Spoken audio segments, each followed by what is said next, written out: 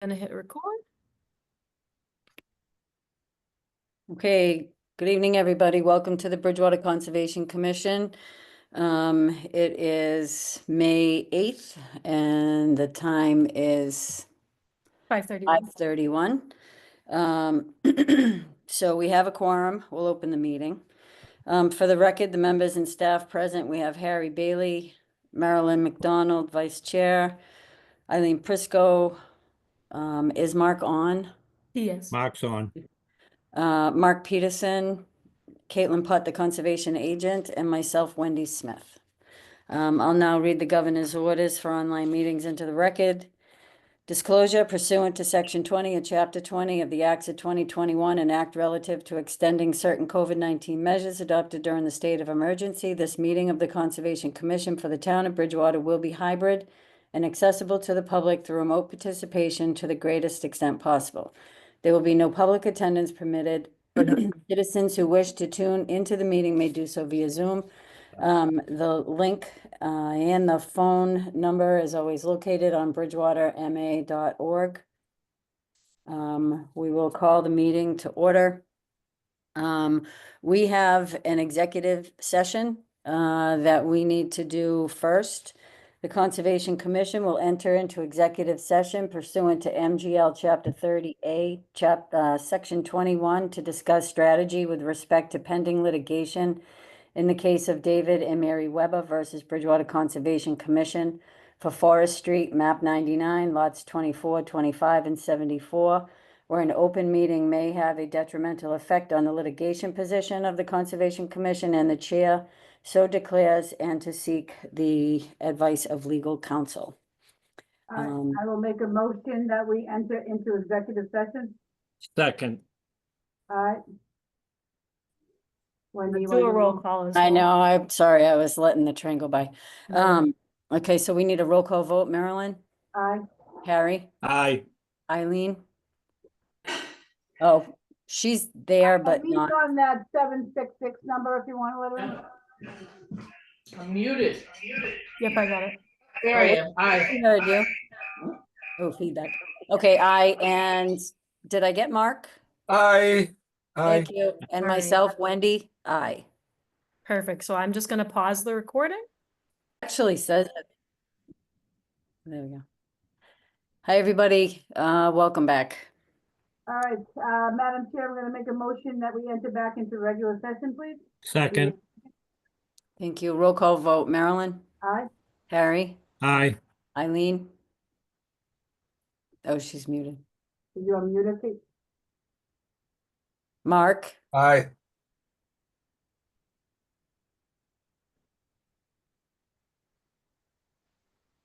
should I go with me? I asked her to unmute. Let's see if it works. Having a little bit of technical issues tonight with a few things. We got to go back live Mm. from New York. Eileen, Maybe Can she you- could just type it in the chat. well, we have a quorum if she Yeah. can't just do the I now. So myself, Wendy, I. So with that, we're gonna start with public hearings. And first, we have a couple under old business. First one is a notice of intent for 1010 Elm Street, map 30, lot 20. The applicant representative is Kyron Naughton, C. Naughton Group at Jacobs, PMP Consulting. As the DP file number is SE 116-1562. Do we think we should start with LEC or start with Mr. Jacobs? You say start with the applicant. Okay, Yeah, I guess we'll start with the applicant. so Mr. Jacobs, are you on? I am, All right, hi, welcome. thank you. Ed Jacobs, PMP Consulting. I'm here with Samantha Cripps from my office, site designer. The last meeting, it was sent out for peer review to LEC. We got the comments back. Today, I believe, we got the letter from Caitlin, and we had a chance to look everything over. I actually sent a crew out this morning. There was a couple of flags that Mark Manganello had reflagged. Had the crew locate those. We put them on the plan. They really don't have any effect on our design, since the 25-foot buffer still falls out of any of our work. So I called Mr. Holmes from ECR, and he had no problem having us show the flags as Mr. Manganello had flagged them in the field. I think at this point I'd be amenable to having Mr. Manganello speak to his comments, and, you know, we can answer them as best we can. Okay, thanks. Good evening, everyone. Can you hear me okay? Yes, Okay, great. Thanks. So I'm Mark Manganello with LEC Environmental Consultants. We conducted the peer review for this project, as you all know. We started by reviewing the wetland delineation, as Ed alluded to, and made a couple of very minor adjustments to the delineation. And it sounds like those have been agreed to, and the plans will be revised accordingly. As he suggested, I don't think they make a significant difference toward the project in the area where they occurred. The other comments we had were sort of less about the project specifically and were more about some of the background information. So the first comment was regarding the NOI form. There's some information lacking for the property owner. That's pretty straightforward stuff for them to handle. The Google Earth imagery was something that jumped out at me when I noticed the site in its existing condition. I'm assuming the commissioners have been to the site and you're familiar with the existing condition. Mhm. So, you know, there's an existing landscape materials yard, construction yard operation there, and it extends right up to the wetland line, essentially. And so I had emailed These Caitlin to people, see if there were They're trying to any, wreck the lake. to see if there were any existing permits for the property, and she said there weren't. Good. So Good. to me, that made me sort of look back and say, okay, when was this property developed like this, and look back at the aerial photos and saw that 2022, it appeared that the site was undeveloped with, you know, looked like shrub-like vegetation. Going back further in time, there was agricultural fields along this whole stretch, as most of you probably know. At some point, the adjacent properties were developed and the field was left to sort of revegetate on its own. And then in 2023, it was cleared and opened up, and the current development was constructed. So I guess I would start by asking that question of the applicants group, if I am correct, or if there are any existing permits for what's there now. No, there are no existing permits. The way we got involved with the job, Mark, is we got a call from the client. He had received a notice from the planning board that he was in violation, you know, running the site out there. So we got involved with that. I talked with Shane O'Brien, town planner, and you know, we told them that what we were planning to do out there, and, you know, it would be a net benefit for the site to just kind of clean it up at the same time, and take care of the issues that you mentioned in your letter, the degradation of the buffer zone and whatnot.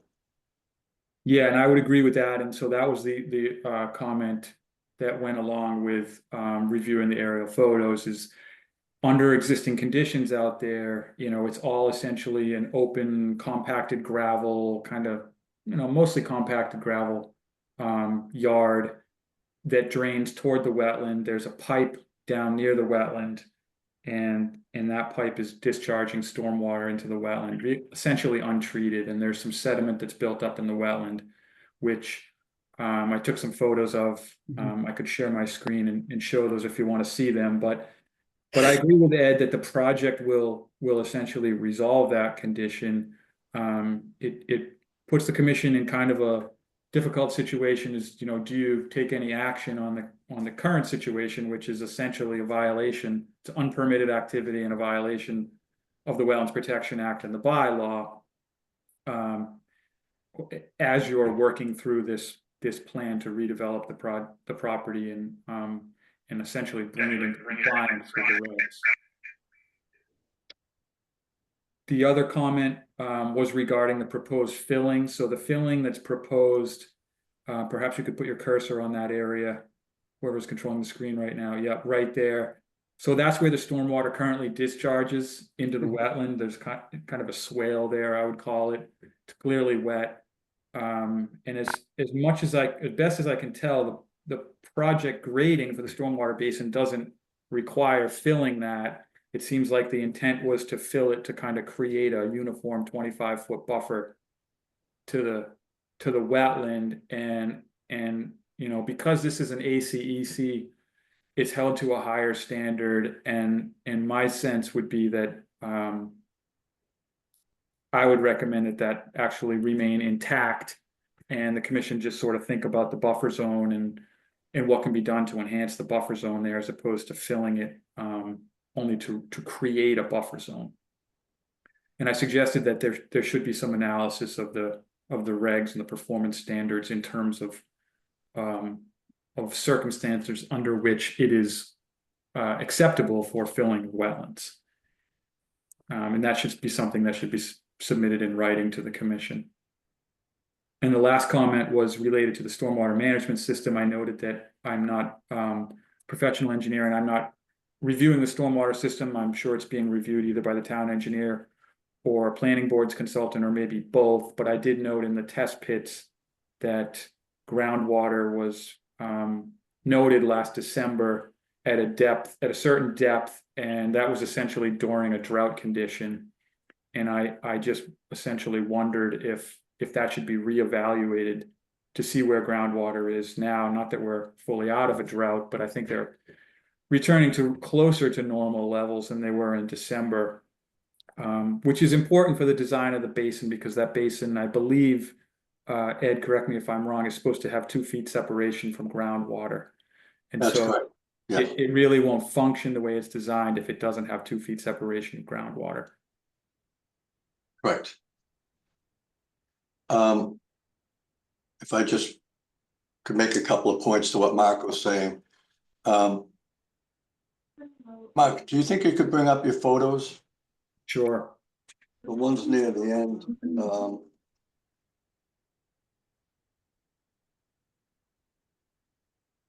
There's a really good shot you have of the silt fence running down, and it shows the 25-foot buffer to the tree line.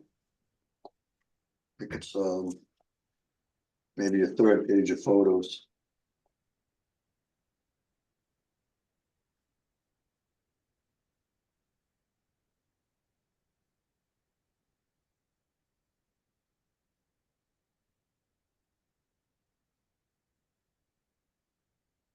I assume you can all see this. So this is kind of looking up toward the site from the culvert that drains this area.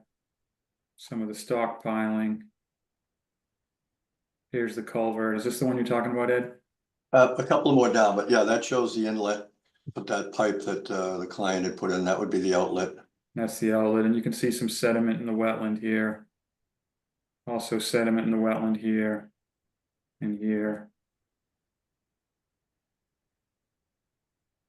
These Can are I the two ask, while you're flipping through those, that the pipe that's leading from the lot that goes out to that area, what would they do with that? Do they just leave the pipe like that? Would they be able to, do they cover it, fill it, like?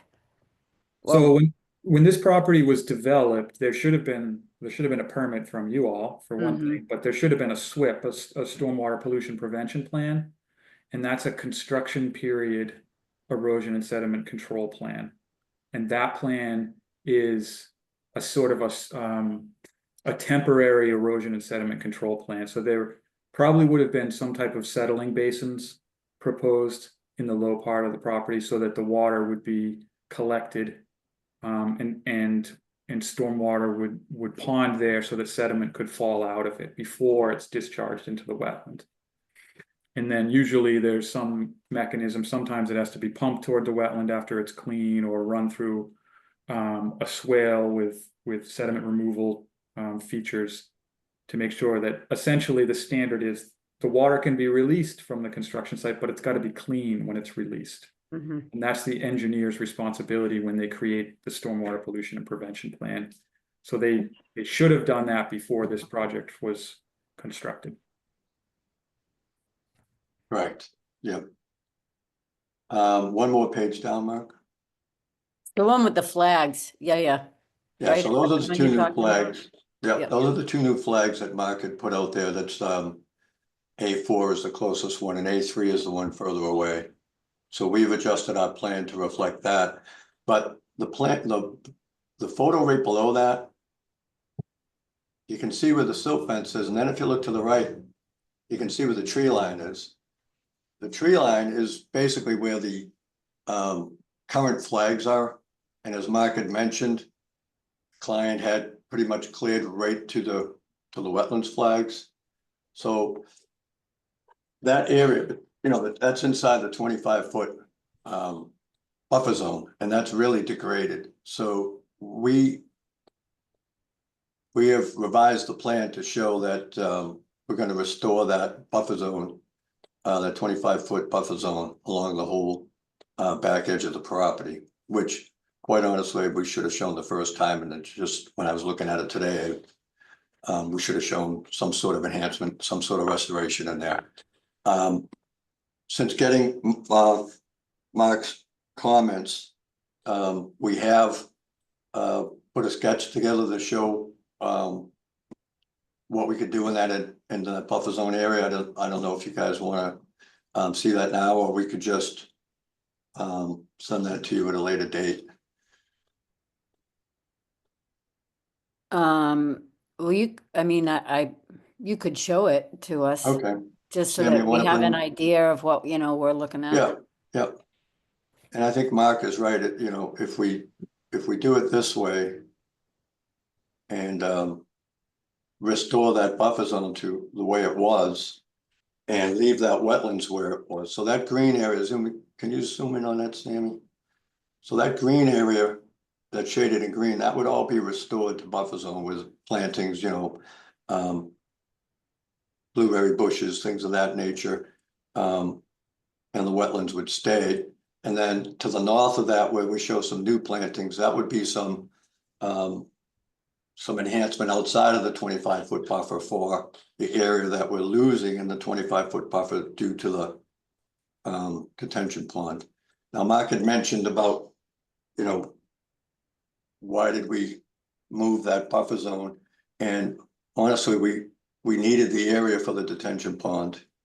If we had kept that 25-foot no touch, and then you have the associated grading, and the detention pond requires an 8-foot flat bench on top for maintenance, and then the grading to go back into the detention pond, we'd lose that whole bottom teardrop. And that's a lot of volume that we don't have that we wouldn't have anymore in the actual drainage pond. Wouldn't function. We wouldn't have enough volume. Mhm. The project is designed to hold all of the equipment that Mr. Naughton currently has, to store it overnight, store it for the winter, things of that nature. So it's not like we could make the building any smaller, and the area of pavement to the south of the building is maneuverable area because the trucks, the big long gravel haulers with the cabs need that area to pull down and back into the base. So what would be asking with this revised plan, and then on the bottom, you can see, Sammy, can you just kind of put your cursor over the new flags and the new 25-foot no touch? So those two red dots are where we located Mark's new flags, and that would be the 25-foot no touch line, the new one. And as you can see, it still falls outside of any of our work.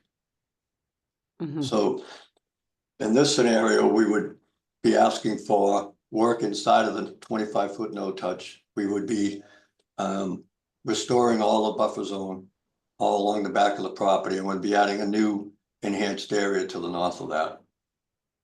And we wouldn't have to do any wetlands restoration. Okay.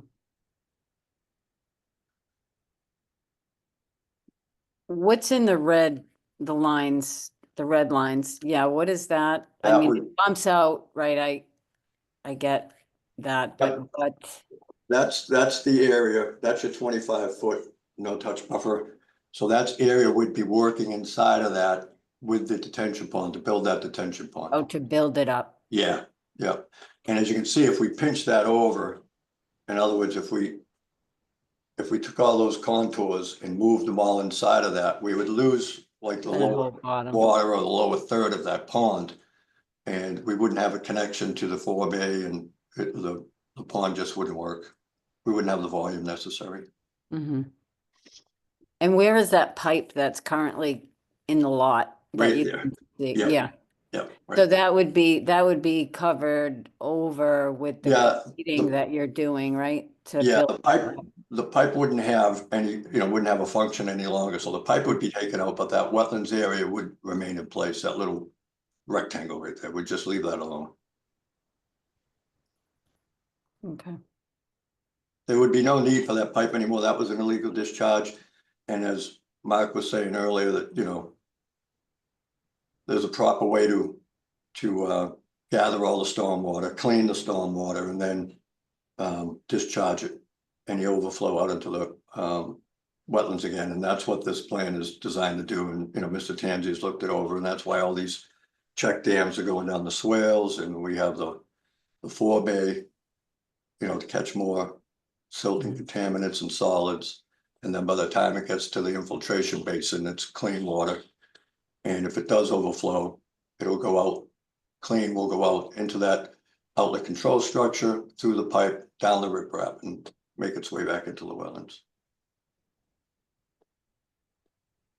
okay.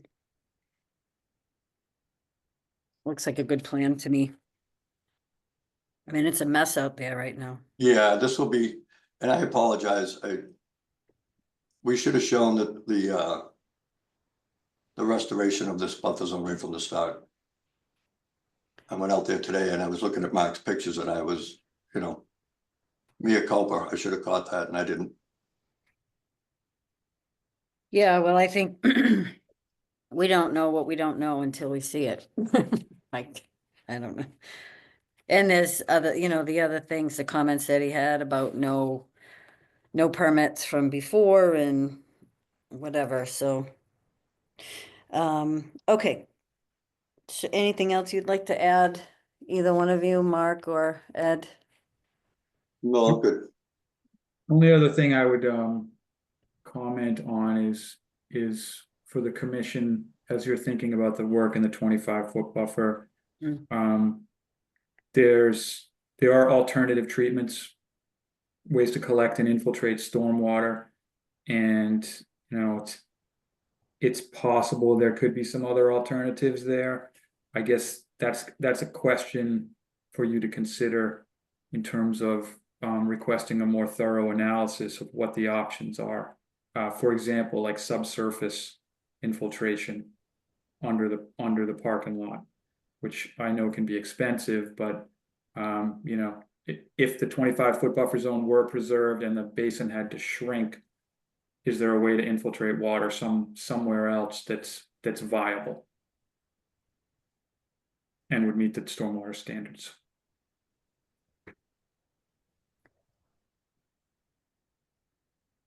Thanks. I have no comment on that because I don't know. But thank you.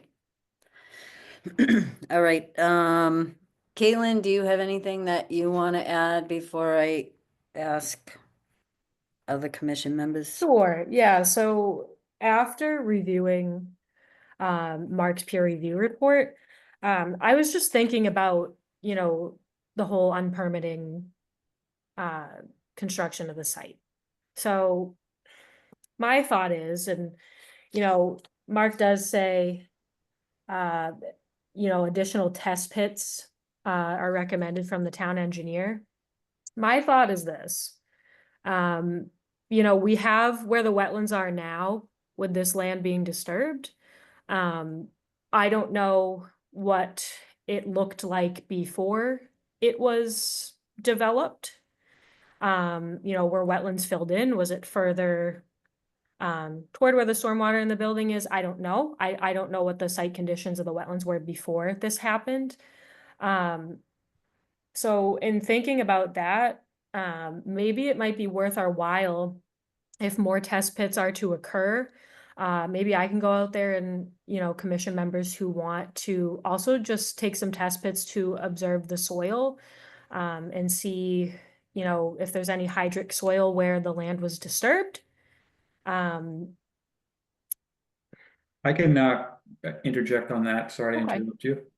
If that's the direction you want to go in, I think you could arrange for that with Brad Holmes, the applicant's consultant. It would be it would start out as a simple exercise where we could work upgrading of the wetland line and do a few test pits in that 25-foot buffer zone and see if there is fill present over hydric soils. That would be the exercise. It would be pretty straightforward. You know, if we don't find it, it's done. If you find hydric soils under the fill, then you have to start chasing it landward and away from the wetland and see where that historic hydric soil, non-hydric soil boundary is. Okay, thank you for that, Mark. Yep. Yeah, I just in thinking about how moving forward, I know because it was unpermitted that, you know, enforcement is on the table.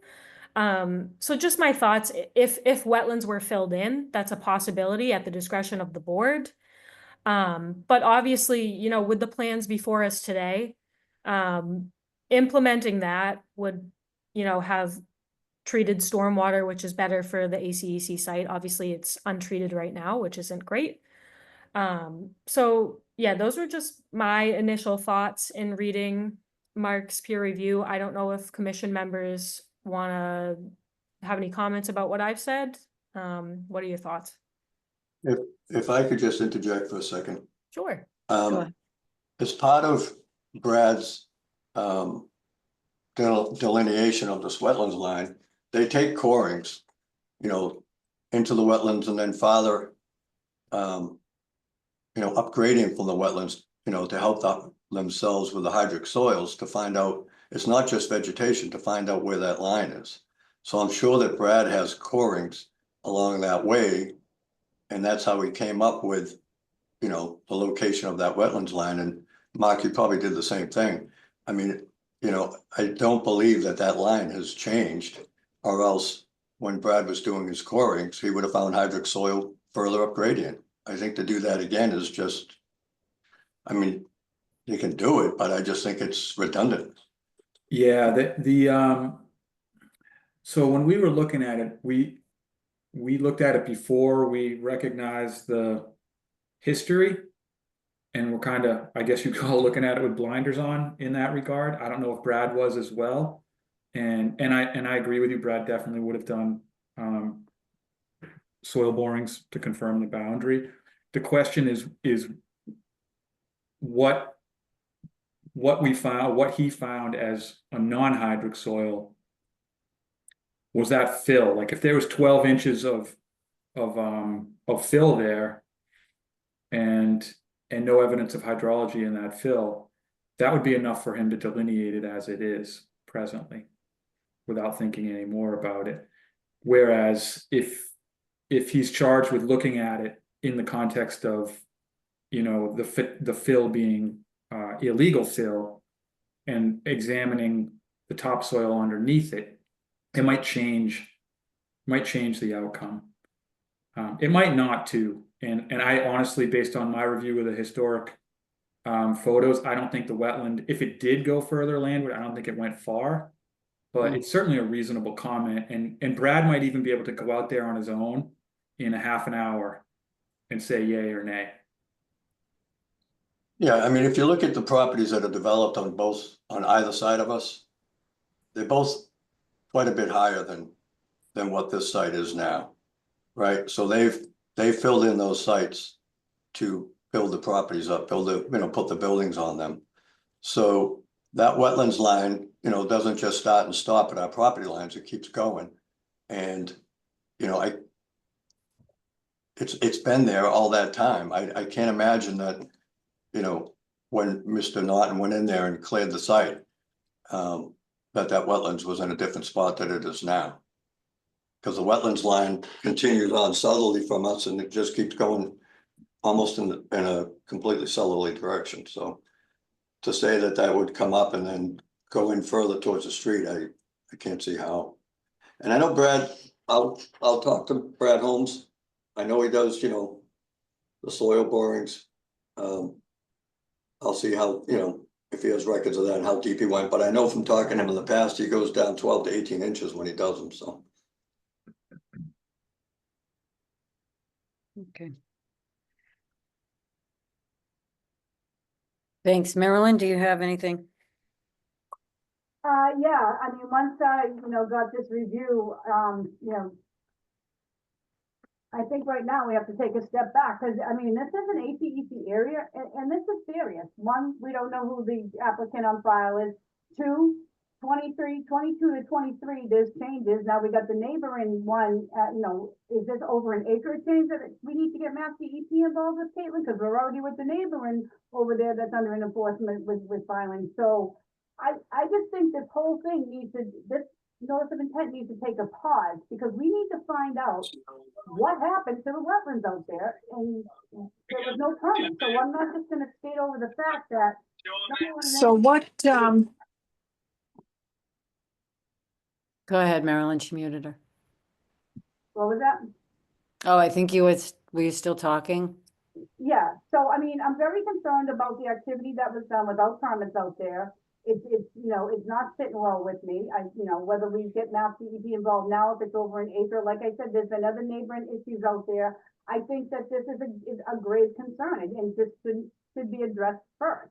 So, and then, what was changed out there? Does that need to be restored? Where is the true line? I think, as far as the 25 foot, they definitely need to do more analysis. But right now, my focus is on what happened out there, that there was no permits in 22 and 23. And until that is answered to me, I really can't get past that. That's my thought on this notice right now. Thanks, Marilyn. Eileen?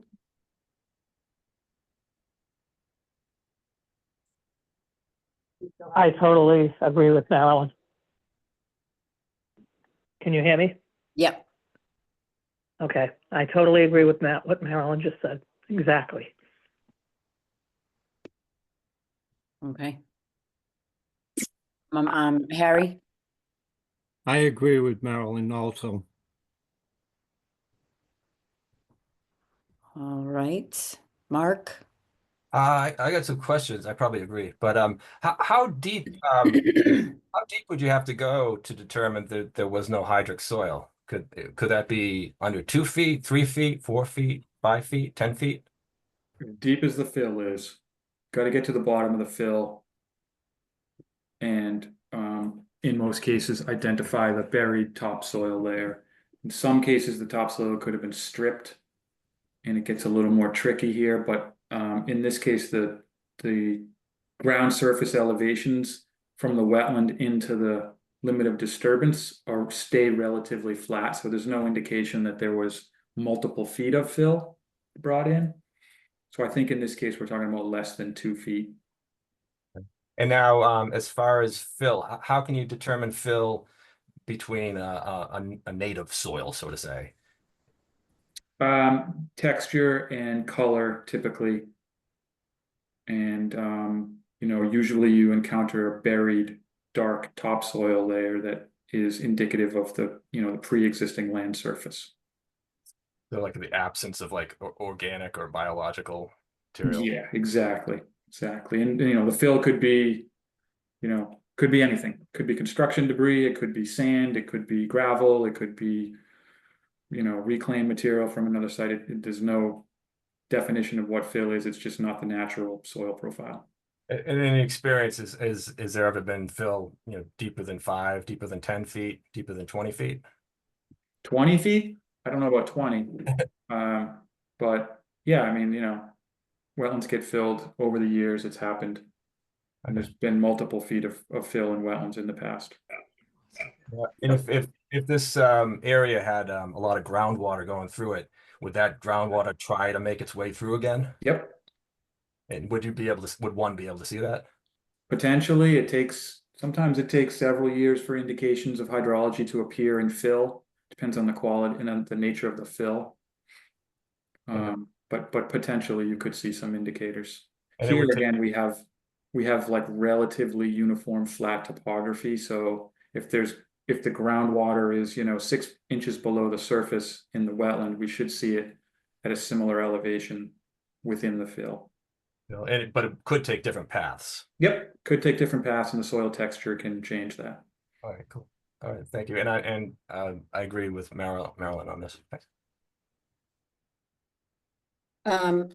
Before I move on to see if there's any abutters or anybody that wants to ask a question, I just want to say that if there was something that was done before, like, I think the plans are great that you have. I believe that, it's all to make it work right and to do right by the wetlands that are, out there.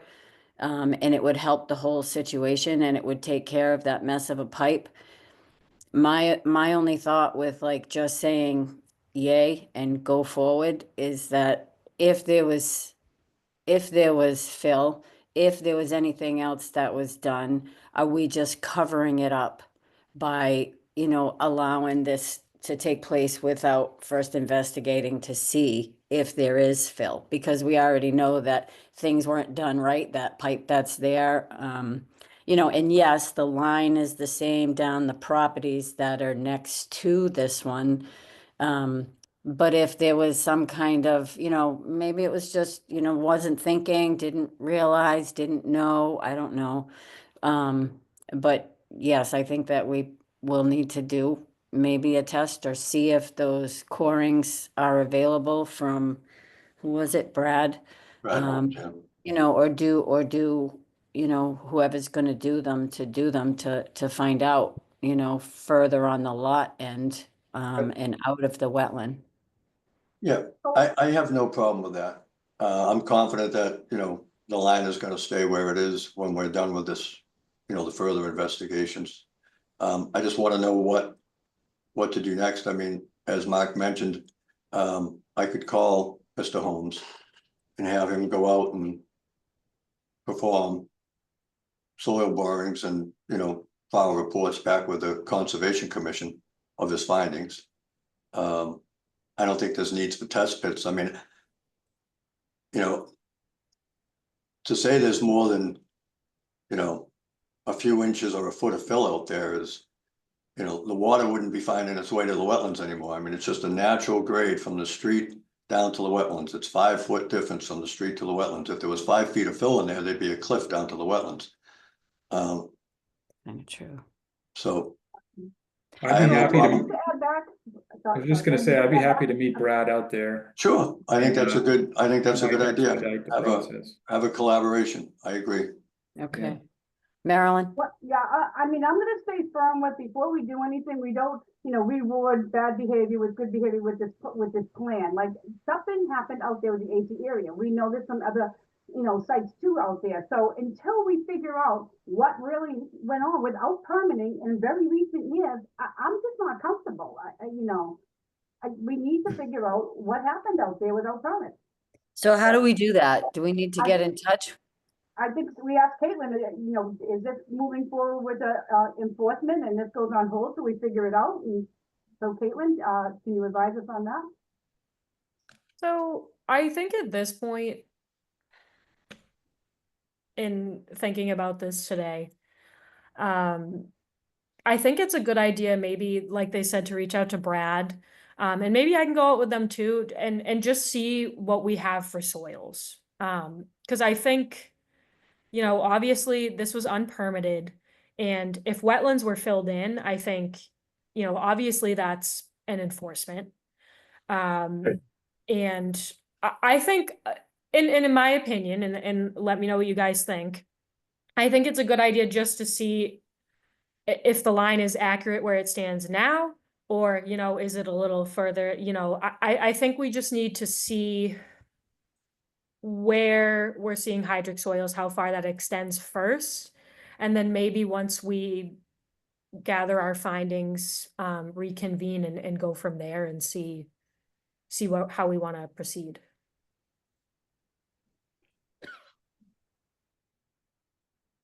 I would offer that if you want to pursue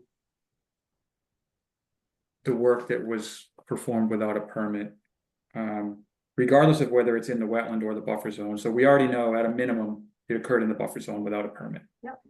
So that's pretty clear. You have grounds, evidence, I would say, to take enforcement action and start that process in the interest of, you know, moving things along and require that the applicants come up with a plan.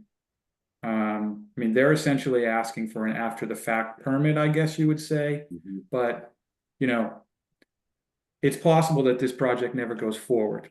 Let's just say hypothetically, the project doesn't go forward for whatever reason. It happens. We all know it happens. This condition, this unpermitted condition would then persist. So one of the pathways would be to take enforcement action and require them to propose some type of either a restoration plan for the buffer zone and or to immediately compile a SWIP and a stormwater plan to resolve the existing condition out there. Do you know what I mean? That would cover the circumstance whereby, you know, the project doesn't go forward and there's an agreed upon plan to restore the buffer zone. And if we find out that the wetland line moves fine, we can adjust the plan then. And if it doesn't, if the project is going to go forward, it would create a temporary plan to bring the site into what would be compliance for work in your buffer zone. I don't know if that made sense. I was kind of rambling. Thank you, Mark. It makes perfect sense. And that's Yep. what I'm saying. We can't skip to B without covering A. And you know, it's just not okay that it was done without a permit. So I think you're spot on with, you know, enforcement. Let's see what went on out there, what has to be restored out there, and then take it from there. So I'm highly agreeing with our consultants, and if the rest of the group wants to weigh in too. Yep, I agree.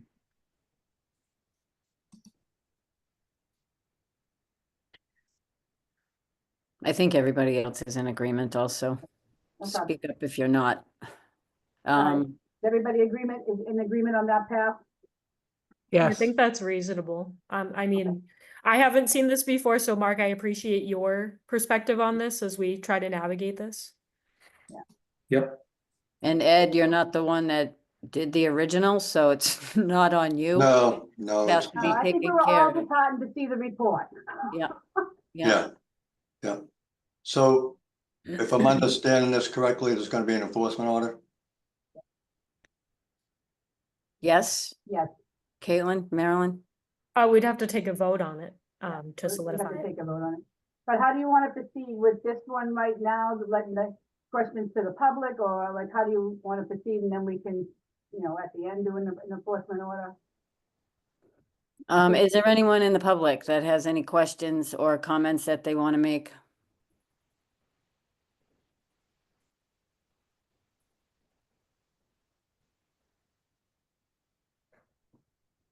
All right, I'm seeing Janet Hansen, if you want to unmute. Hi, Janet Hansen, Pleasant Street, thank you. I'm totally agreement with what everybody at the Concom was wanting to do, the enforcement. We can't just Band-Aid something, look, and it should be not just the applicant, and I'm trying to follow names and stuff, but it shouldn't be just the applicant only doing those tests, and so hopefully it's going to be more than just the applicant and investigation. So I'm glad to see that the wetland in that area, in that Elm Street, there's been other violations, not just here, not that they're responsible for those violations, but the wetlands have got to be protected, and no touch means no touch. So I'm glad to see that you're doing this route. Thank you. Thanks, Janet. Anyone else? I'm not seeing anybody else. Okay. Thanks. Marilyn, did you want to make a motion? So I guess, again, this is kind of unique to us, a new timer, so I guess we can now correct me if I'm wrong, Caitlin, we can enforce while leaving this open, like on a continuance for them? So right Yeah, now. we could continue this. So we can continue this to. I would say This June. is gonna take time, so I guess it's up to the applicant too, we should offer them if they wanna withdraw at this time and then refile. Or if they wanna do a continuance and then, they can submit their continuances as the enforcement order is in place and we are doing the due diligence on the enforcement order. So does the applicant have a preference at that? Yeah, we'd like to continue. Okay, so I guess I would make a motion, do you want to continue it with starting at least a month out, Edward? Well, that depends on the board, and what's involved with Realistically, I don't think anything enforcement wise gonna get done in 2 weeks to determine what happened. Okay, But, yep, that's the question I was asking, Marilyn, that's fine, a month. okay, so today is May 8th, our next meeting would be the 22nd, so the first meeting in June would be June 12th. Are you in agreement to continue it to June 12th? Sure, Okay, all right, is there a second on it then? Second. I just made the motion to continue, to June 12th. This is on 1010 Elm Street, map 30, lot 20. Second.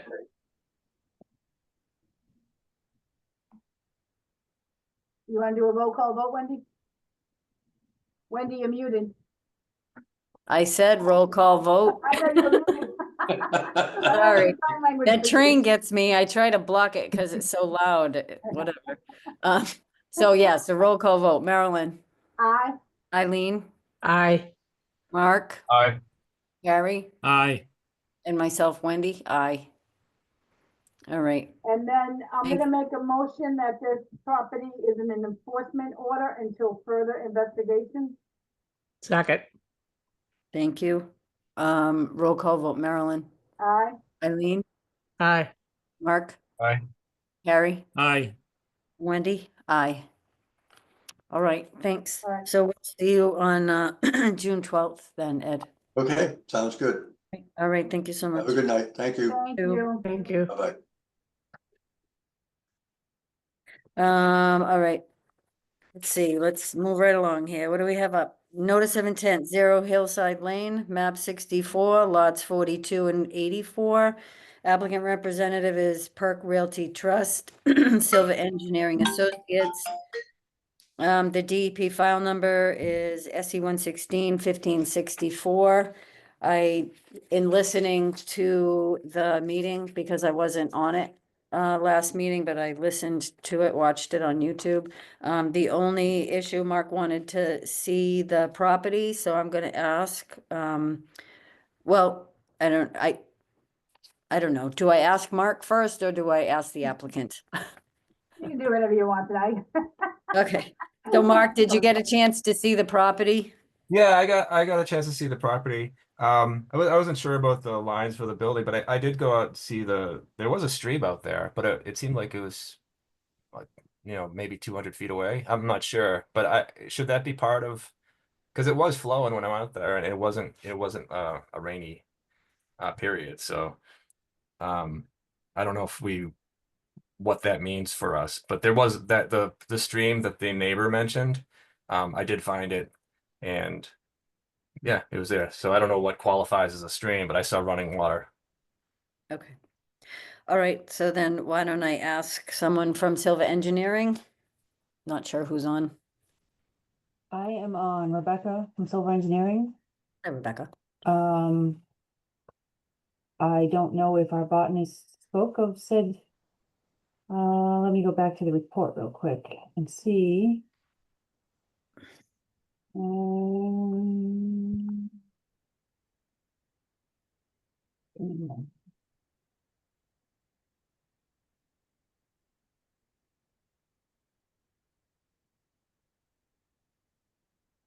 Separated from, okay, so if I can share, it seems Ken Thompson did address, said, okay, so separated by from an intermittent stream, draining north to south, south to north. Okay, So being an intermittent stream, we didn't flag it. I'm looking to see if there's a stream stats to say. Sorry. All right, I'm gonna go with there was no stream stats provided, but intermittent stream was called out, which means it's not a blue line on a map, which means it's intermittent. all right. So Um, how do we prove that? I mean, how far away was it? I mean, maybe it doesn't matter, but it was flowing when I was out there, and it hasn't been well, I went on April 25th, and it hadn't rained for a few weeks, and it's not a wet period of time. It's pretty much the driest 12 months in the past 20 years. So it was flowing. I have pictures of it. I haven't gone out there recently, but I went out there, on April 25th. So, but the same thing is, I don't know how far away it is. It might just be irrelevant that it's perennial or intermittent. Give me 1 second here. I'll see if I can magic something. Let's see. Let's see if I have the data.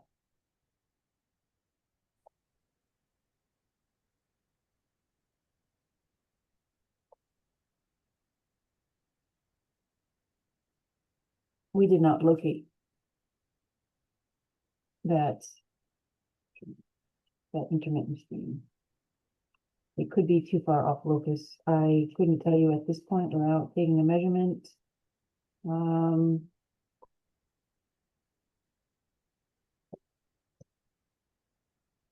I know Ken is on for another comment if we wanted to see if he would chime in, but otherwise I could go locate where this intermittent stream is located, but it wouldn't have a riverfront buffer anyway, so I'm not gonna recommend that. It doesn't have a riverfront buffer. Street, okay. I think when you looked it up for the applicant, I mean, for one of the abutters last time, it was, out of the, jurisdiction area. I believe when you pulled it that time on your locus. Yep, it was in the center of the wetland area. Let me, They're definitely seeing, a stream thing out there, but it wasn't in the area we were looking at, from my knowledge. But you got Ken. maybe Ken can remember and give us an estimate of how far away that intermittent stream was. I'm frantically looking for a field map. Do you happen to have the field map? Oh, field map. My bookkeeping is by year. And it was Charles Street. It so I was a 0 little Charles Street, confused yes. Which one we're on. October 2024. Not seeing your field map here. Let me look here. All right.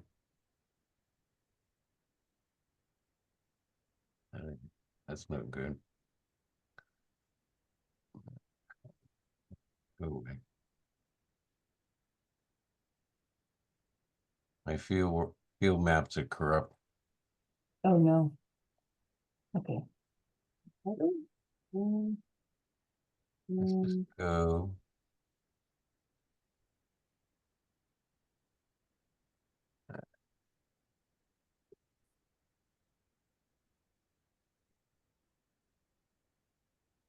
Another cul-de-sac. Let's just check the USGS, see if that helps you guys. All right, where's Charles Street compared to Hillside? Shut off that.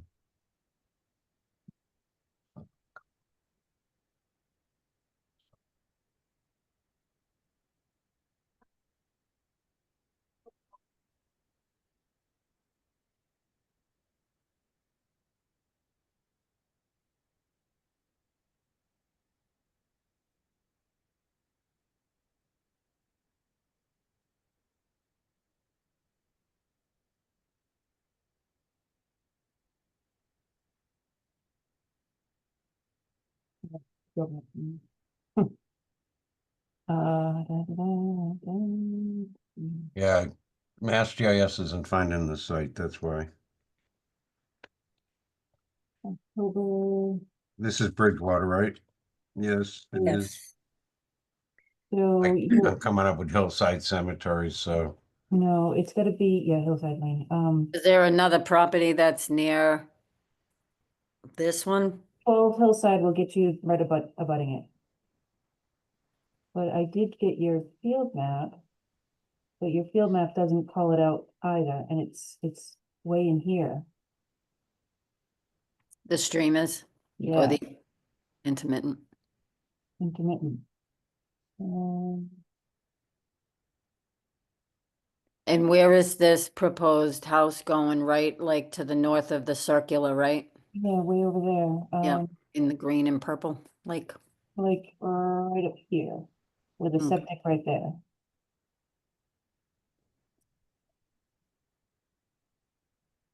can I take share the screen? Of course, yours. Okay.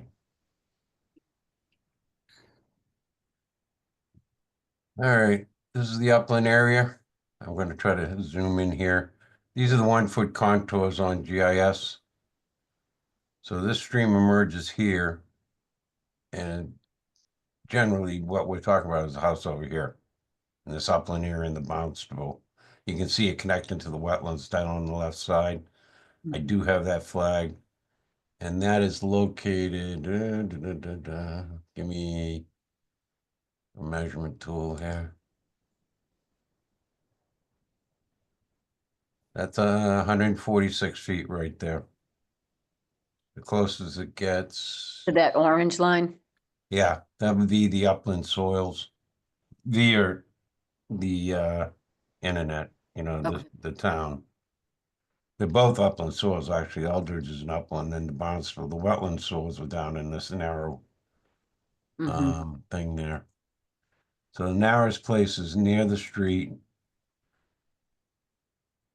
And my line someplace in here, along this 61 con. And would you say 147 or something? That's in the middle here, Yep. and then Well, down that's close. kind of the direct line to where the septic would be, maybe. But Where even is the house? septic's even in more than where you stopped on that 61 line, straight out in the middle. It's, no, I think you up a little bit higher, but Yeah, this is like 200 feet right here. So it's going to slide out with that stream as you go up. It'll be in Yeah. this corner. yeah. And intermittent streams, what's the footage on that, Marilyn, or It's Ken? 100. There's 100. Yeah, it's 100-foot buffer from the bank. So we're good with that. So that's good. Okay. Well, I mean, do we know it's an intermittent stream? If you look at USGS, Yeah, there's no blue line, and it it has doesn't. to have a blue line Yeah. stream, a solid blue line stream on a USGS map to be called perennial. I can show the USGS if that's. And I can't even find it on Stream Stats. It doesn't even come up as a blue line. Yeah, exactly. I couldn't do it in Mass Mapper. So if I go to Mass Mapper, which will give us the USGS, oh, I should share. Let's share this. And this. Oh, bless you. And then let's go to Bridgewater. And then Laurel Heights. And There it then- is. And then search for USGS. Topographic maps. And send it to the back. Now, there's no solid blue line anywhere in here that suggests that it's a perennial stream. So it would still be considered intermittent. I mean, do we trust Mass Mapper in entirety? It's not a mass mapper, it's a USGS.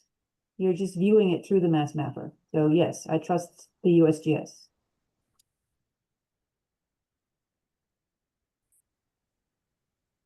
I saw it fluid, and it's been a particularly dry period, so I just that's what I would like to know more about. Well, the regulations state that it's not perennial unless it's on a blue line stream. So that's where we start, is with the state regulations. It doesn't have enough flow to qualify as a perennial. So yes, there is water flowing, it's flowing from one wetland body to the next wetland body, but it doesn't qualify as a river, a perennial stream. Mhm. Okay, all right. Thank you for all that in-depth looking for and finding, and Mass confusion. appreciate that. I mean, at least it's clearer now. And it's over 100 feet away, so I think we're good. Thank you. So, yes, thank you for that, both of you, for researching. Okay, so where do we go from here? Commission, are we good? Do we need to ask people, public Yeah, to? I mean, I had no further comments on it. I looked at the line. I didn't have an issue with the line and, Yep. the butter remarks on the stream, and we've got that answered, so I'm good. And any other commissioners, and then you can ask the about Okay. it. All right, Harry, do you have any other comments or anything? Not right now, no. Okay, Eileen?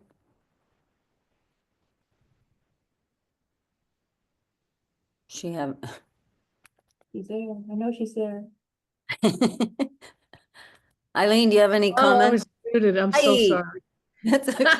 Were you This has talking to been your a bad screen? night for me with computers. I have no comment. I know the property very well. Okay, all right, thanks. Is there anybody in the audience, in the public, that has any questions or concerns? I know we heard from someone last meeting, so anyone else or need any clarification? I'm not seeing anybody, Chair. All right, thanks.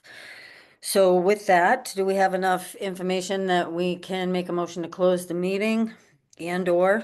I make a motion to close notice of intent, 0 Hillside Lane, map 64, lot 42 and 84. Thank you. Second. Thank you. Roll call vote, Marilyn, Aye. Eileen, Aye. Harry, Aye. Mark, and myself, Wendy, aye. And now we Wendy, need. can I just interrupt you for 1 second? Sure. Harry, did you watch back the meeting just for voting purposes? I just didn't, if you Oh, watched back the meeting, he can vote. If he didn't, yes, abstain. No, I didn't. You didn't, okay, so just abstain for these ones. I'll abstain. Okay, thank you. So Marilyn or whoever, motion to approve. Yeah, I'll make a motion to approve notice of intent, 0 Hillside Lane, map 64, lot 42, 84. Second. Thank you. Roll call vote, Marilyn, Aye. Eileen, Aye. Mark. Aye. Thanks, and myself, Wendy, aye. All right, thank you. Thank you. So Rebecca, you're all set, thank you. Next up, we have notice of intent for 70, 76 to 78 and 86 Broad Street, map 21, lots 95, 96, and 97. Applicant representative is Churchill James LLC, Crockett Design Group LLC. The DEP file number is SE 116-1565. So do we have, was it Todd McDonald? So Or- they requested a continuance. They have revised their stormwater report and site plan based off of Greg Tanzi's review. But Greg didn't have the opportunity to finish his review a second time around for this meeting. So they have requested a continuance for May 22nd.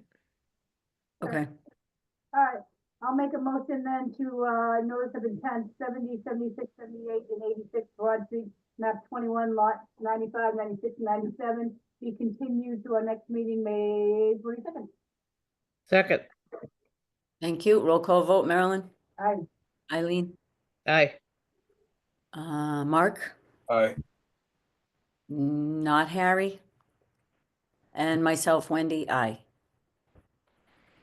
I think Harry's gone now for, quorum purposes. What's that? I think Harry's gone now. We had to go to another meeting. Oh, okay. Oh, really? Yeah. Okay, well, there's still 4, but I don't think he could have voted on that, right? Because it was old business and he didn't watch it. Yeah, he wasn't eligible to Okay. vote. All right, so we're good with that. That is continued to the 22nd. Next up, we have new business. We have an amended order of conditions for 225 Whitman Street, map 23, lot 76. The applicant representative is Perk Realty Trust, Silva Engineering Associates.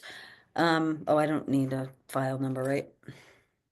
Okay, There is a filing number, Wendy. I omitted that accidentally. okay, Let me so see. it's I wrote SE it in my notes. 116. Yeah, because we had previous orders. It is SE 116-1538. Thank you. Bingo. All right, so who's on? Did you read the notice?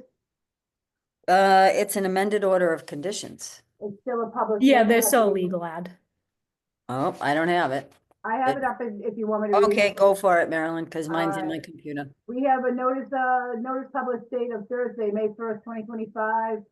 Notice content, 225 Whitman Street, legal notice of a public hearing, Conservation Commission, Bridgewater, Massachusetts, in accordance with the Massachusetts General Laws, Chapter 131, Section 40, in the town of Bridgewater local wetland bylaw, the Bridgewater Conservation Commission will hold a public hearing on May 8th, 2025 for the amended order of conditions filed by Perk Realty Trust. The property is owned by Perk Realty Trust and is located at 225 Whitman Street, map 23, lot 159.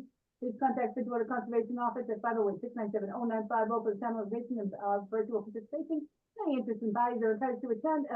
Agenda can be found at Bridgewater Mass at least 48 hours prior to meeting. And I see the green cards, so they are now open Monday if you want to start with their representative.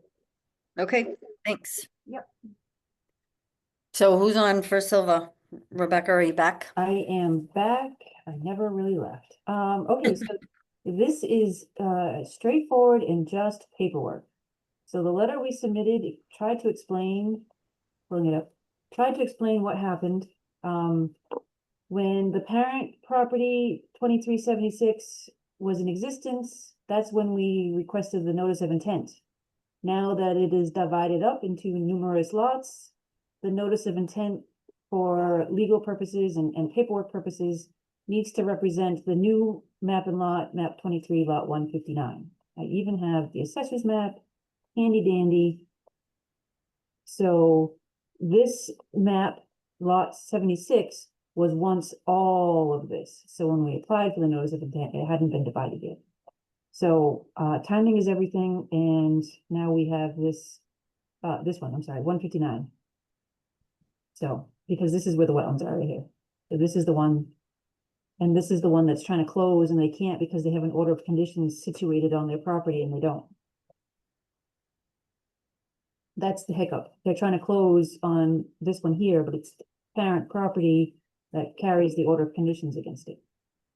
So the work has been done by the plan. We just need to clean up some of the homework that goes along with it. Okay.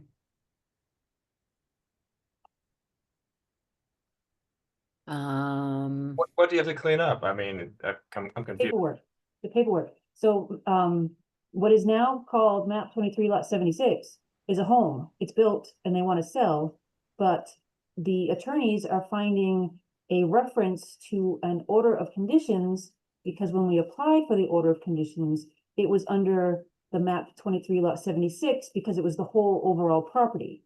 So when we applied for this lot, it had this designation. So when this lot is now trying to close, there is a red flag on the registry that says, whoa, you have an open order, please close it. So what we're trying to do is redirect that red flag from 76 to 159, so that when we come back for the closure, it'll be tagged to this lot right here. Is that better? It's so confusing. So It is a little confusing. The property subdivided after the approval. Yeah. Right. Okay, I follow. And if I can add- Yeah, I was gonna ask Caitlin. Yeah, if I can add, so the orders itself has the parcel saying, what is it, map 23, and then it says lot 76, and it says in parentheses part of, so that's why I had them come back with amended orders, because you can't say 76 part of, it's not valid. So I said, you know, whatever it's been subdivided to now, which is 159, all they have to do is, it's just the Paperwork. parcel number that we're fixing. Yeah. The work was done to the orders, as Rebecca said. Okay. It's simply just making sure that we know it's that parcel and not what's now 76, because that's a confusion. They can't close because it's saying it's on that one, when Yeah. the work actually isn't on that parcel, it's on 159. Are all the houses built? No, this one was built and ready to close. This one is being built, and I believe this one is still trying to get permit. They haven't, I don't think they may have cleared. I don't think they started building on 161 yet. So is the order of conditions on all 4 lots? Once this is cleared up, no, it'll now just point to 159, which is the house with the wetlands on it. I can pull up. Oh, that's the only one with the wetlands. I get it. That is the Okay. only one with the wetlands. I'll pull up the original. Okay. I don't I mind. get it. But maybe, let's find a good one. Nope, that's not a good one. Let's find another good one. Yeah, okay. This might help. You guys, it's just the foundation that's built, but this is that lot with Oh, the yeah. wetlands on it, and it is 159. Don't read that. That's 150. That's wrong. It's 159. I know. Gotta Sorry. fix all this paperwork. Oh, 159. So that's the issue. These have the wetlands on 159, not the other one. So what do we do? Close out that order No. and show a new one?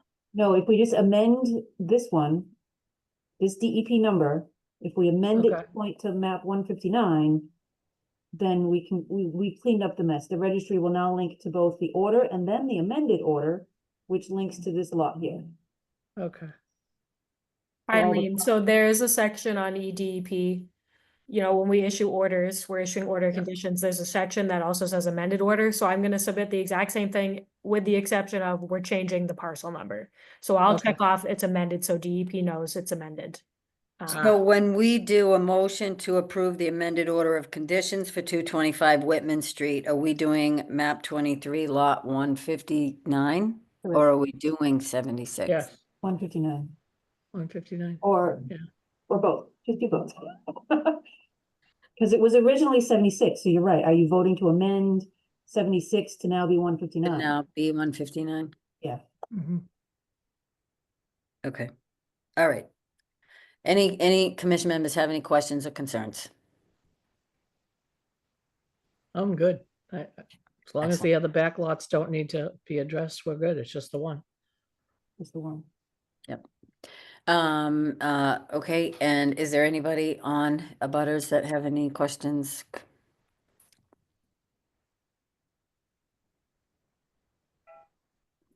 I'm not seeing anybody, Chair. Excellent. Do we have a motion then? Eileen, why don't you make that one with all the lot number changes? A motion to approve the amended order of conditions for 225 Whitman Street, map 23, lot 76. And 159? M to 151, 159. Okay, 159, okay. Second, thank you. Roll call. Should I have closed that first? yes. Yes. Sorry. We have to do Sorry, that. we'll do it backwards. Can So we wasn't do it? that what, did you motion to close it? I She- got another question, actually. Now, does this, because this originally was approved as a subdivision? It's a Form A lot. The whole thing was a Form A at first, the first part? Correct, they're all Form A lots. They're all Forest Form As, lots. yeah. Okay, Yeah, I 2 just R wondering treats. if this is gonna put us in a situation where there's, the drainage report was never required and now there's like some sort of bad situation because that's a kind of a hole in the whole permitting process for Bridgewater. Just wondering. I don't know, I remember that on some of the South Street properties, but probably unrelated to this. Good, thank you. I think we should close it first and then do the motion. I'm sorry. Yeah, was that a motion for her to close? No, somebody needs to make it. All right, Motion was to Eileen's close. motion to close? I didn't quite hear.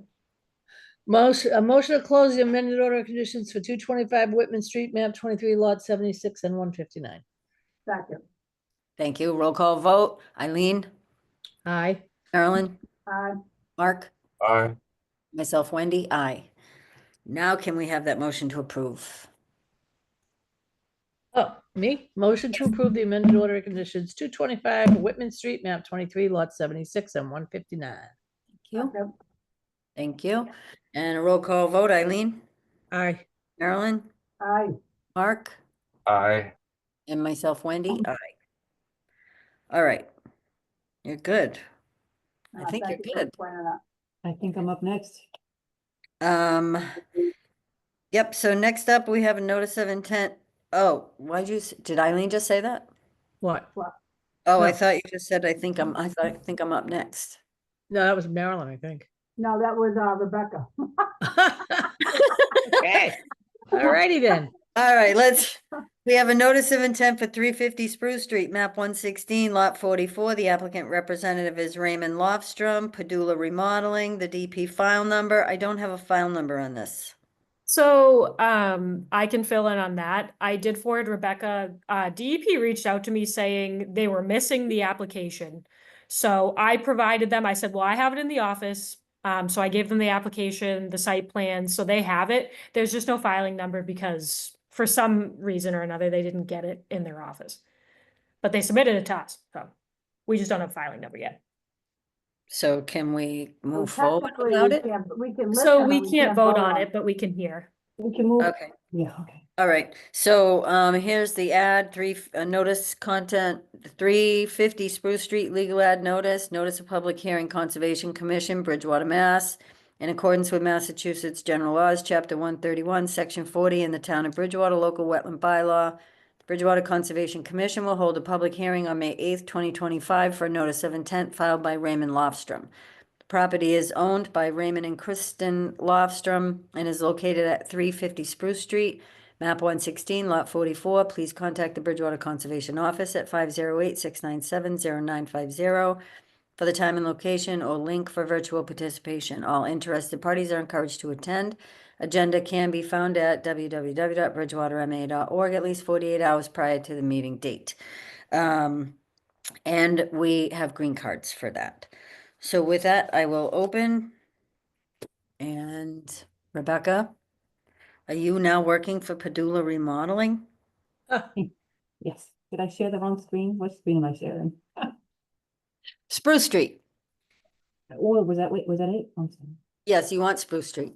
I do. 350 Spruce. I see weird things on my screen. I apologize. Okay, I'm all over the place. What am I doing? Okay, I'm sorry. So, Oh, yeah, I 350 remember that.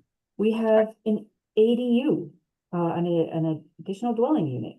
in that Oh, welcome nice. pool that's coming up. So we have a wetland that was recently flagged by Ken Thompson of December 2024. And it's important that I say that because when Ms. Putt and I went and did the site visit, we actually did notice some green lines from the 2015 wetland delineation. So we saw some green pipes out there from a previous delineation, and I'm like, oh, those are 10 years old now. So when Ken flagged it in December, we saw the flag still hanging.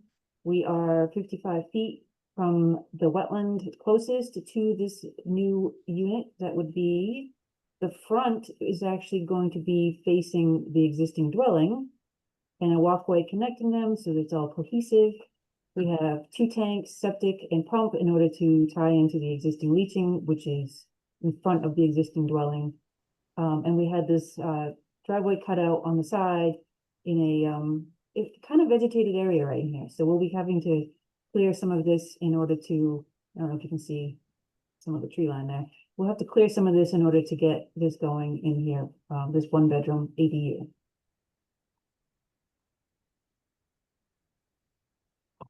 I wish I had space to do something like that. I was gonna say, have you had ADUs yet? I mean, No. no. Not really, additions, but not separate dwellings. Right, here they come. Here they come. So, what are you doing with the septic? You upgrading it? No, the septic is sized for other. Or, Yeah. okay. Right. Huh. Caitlin, just bounce to you first. Yeah, sure. So Rebecca and I went out there Monday this week, so that was the 5th. And everything was staked out, the proposed ADU, the septic, the proposed driveway that's gonna go in as well. So we took a look at that. I didn't have any concerns. Siltation barrier looks good. And then like Rebecca said, we did see the green pipes, but that's not what we're going off of. Ken Thompson marked his line, which was delineated more recently in 2024 with those pink lines. Mm. So I didn't have any issues or concerns. Okay. Commission members? Marilyn? I mean, we can't vote on it or close it, so it's staked out. Oh, that's I'll take a swing by too. Okay. Eileen? Right in my backyard. I like it. It's fine. Mark? Is this something, I mean, it's a small project. Is this something that I could take a site visit out myself and take a peek at? Is it too late for that? We do have to continue since there's no DEP number. You Oh, can okay. always go out and take a look. You'll all be seeking people's backyards. All right. Wear your badge. I always knock on people's doors as courtesies if they're home, but I have my badge and you're able to go out. I just don't like to shock people, so in case they're home, I knock on the door And just saying, always here's ask who I if am. there's a dog on site. Oh, that's a good one. Yep. I try to let the applicant know that there will be more people walking on the property, so I will inform them that there will be members of the commission visiting. Okay. Yeah, that's good. And I don't have any issues with it. I want to know if they have a plow. That's They better. that's a long driveway. It is. Very narrow, very It's a tight. long driveway. Yep. But I mean, I'm good with the dwelling where it is for the wetlands, 55 feet. It's, I'm good with that. I wish I had space to do something like that. Okay, so do I need to ask public? Yeah, anybody in the public. Any abutters on that have any questions or concerns regarding, this project? I am not seeing anybody, Chair. Thank you. All right, I'll make a motion then to continue 350 Spruce Street, map 116, lot 44, to the next meeting of May 22nd. Second. Excellent, thank you. And a roll call vote, Marilyn? Aye. Eileen? Aye. Mark? Sorry. Aye. Thanks. And myself, Wendy? Aye. All right. So we'll see you back on the 22nd. I should have the DEP number by then. She's All got right, another next one up. coming. Oh yeah, you do. Oh I'm my, not done yet. It was Oh, busy. wait, there's more. I guess I should look ahead all the time. Oh, We are a busy woman. yeah. Okay, so the request for determination of applicability, 557 Old Forest Street, map 99, lot 67. Applicant representative is Edward A. Warman, trustee of EAW Realty Trust, Silva Engineering Associates. Do you have to have a DP file number for an RDA? He does not. No, okay. All right, so we're good.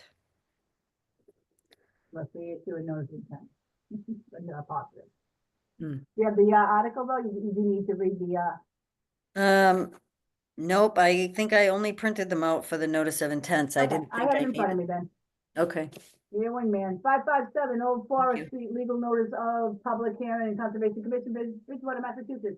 In accordance with the Massachusetts General Law, Chapter 131, Section 40, the Town of Bridgewater Local Wetland Bylaw, the Bridgewater Conservation Commission will hold a public hearing on May 8th, 2025, and request a determination of acceptability filed by Edward Warren. The property is owned by EAW Realty Trust and is located at 557 Old Forest Street, map 99, lot 67.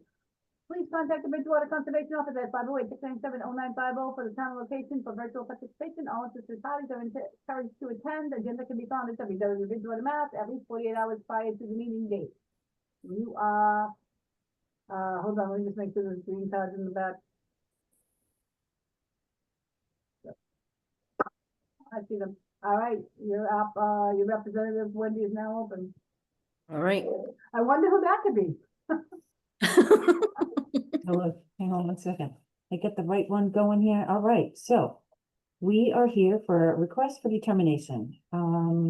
So 557 Old Forest, we were before you way back. Let's see, how way back did we have to go? And we did a notice of intent way back, and that's kind of the reason why we decided to choose an RDA this time around.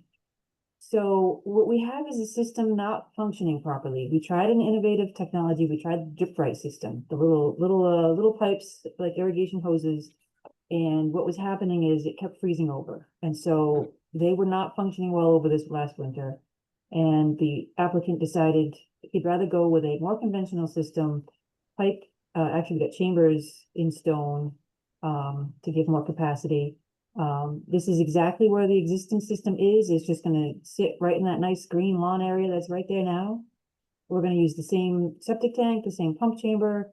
We're probably gonna try to squeak in underneath and just do a little bit of reworking the wall to make it still function and look the same pub. When Ms. Putt and I went out on Monday, we saw the flags, the green pipes, all from previously established to do the work. Again, this is all nice manicured lawn. We'll be putting erosion control barrier at the bottom of the hill so we can install and grade and along the road, because we don't want to leave any sediment on the road as we replace this system. That's it. So we would ask for a negative. Agree? Termination, yep. Okay, cool. Caitlin? Yeah, What so are you Rebecca doing with and the I, old system?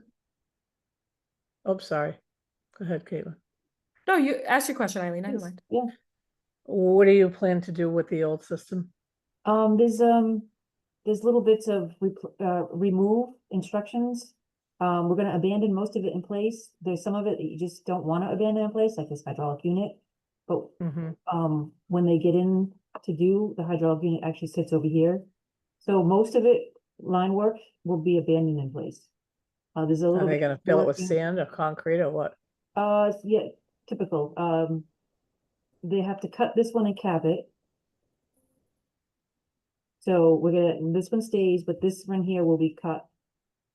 Yeah, they're gonna probably remove this whole thing right in here. These will be abandoned in place. They're just sleeves now anyway. You Yeah. don't have to, once they're cut, you don't have to fill them with concrete like you do a tank. Tanks have to be filled or crushed, but the pipes can just stay as they are in there.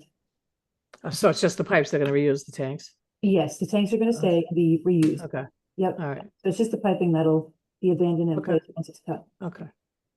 Sorry. All right, so I was also here with Rebecca on Monday, which was May 5th.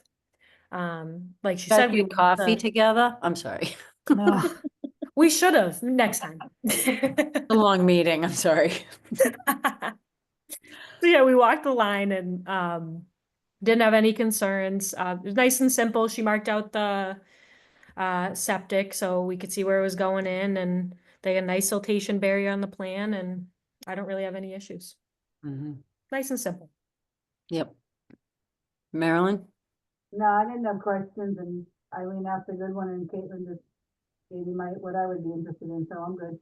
Yeah. Yeah, I didn't even think about that. I'm good though. Mark? How far is it from the wetlands? There's 50-foot buffers shown. So we're outside the 50-foot. What about across the street? So we're outside the 50-foot. Oh, it's across the streets outside that too? Yep. And that's based upon what, Mass DP? No, wetland flags. Wetland flags, yep. Oh, yeah. And then these were clear, these were quite obvious there. These were definitely back in the woodedness that we didn't go in the woods to check on these, but these were very clear. How did you go across the street? Who owns that part? That is town, I believe, because this is Old Forest and this is forest. So this is like no man's land, I believe. A little bit of nothing, that's town. And there's flags in there? Yeah. Okay, do we have any abutters that are on that have any questions or concerns with regards to this project? I am not seeing anybody, Chair. Okay. Do we have enough information that we can close this hearing? Yes, I would make a motion that we close RDA on 557 Old Forest Street, map 9967, lot 67.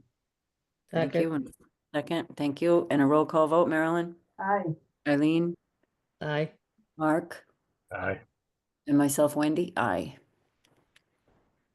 And a motion to issue a negative determination. Yep, I'll make a motion to issue a negative determination on 557 Old Forest Street, map 99, lot 67.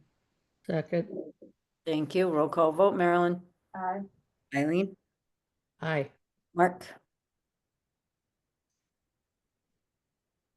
Mark. Aye. Thank you. And myself, Wendy, aye. Thank you. I don't see you up again. No, I think- Bye-bye. Thank you. Evening, Bye-bye. guys. Thank you for all your work. You bet. Okay, next up, we have a notice of intent, Hiawatha Trail, map 54, lot 10, C10. Applicant representative is Bridgewater, I believe that's what that is, BWH2, I don't know, Trust. Michael J. Koska and Associates. The DP file number is SE 116-1566. I'll read the ad. This is not the correct one. Nope. Nope. I don't have it. Marilyn, do you have it? Hold on, baby. Okay, I printed Hillside. I didn't need to print that I one. got it. Notice, public date, Thursday, May 1st, 2025, notice, all right, Hiawatha Trail legal notice, of public hearing, Conservation Commission, Bridgewater, Massachusetts. In accordance with the Massachusetts General Laws, Chapter 131, Section 40, and the Town of Bridgewater Local Wetland Bylaw, the Bridgewater Conservation Commission will hold a public hearing on Thursday, May 8th, 2025, for a notice of intent filed by BWH2 Trust, 33 Prince Road, West Yarmouth, Mass.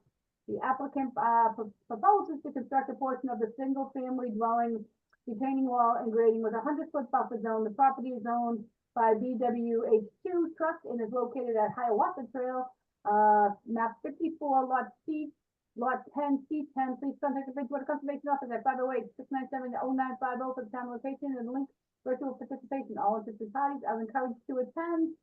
Agenda can be found on www.bridgewatermass.org. Let me just make sure that they have their green cards. And I got thrown off by 3WH thinking it was Brigham Women's Hospital, so I was like, wait a minute, what am I doing?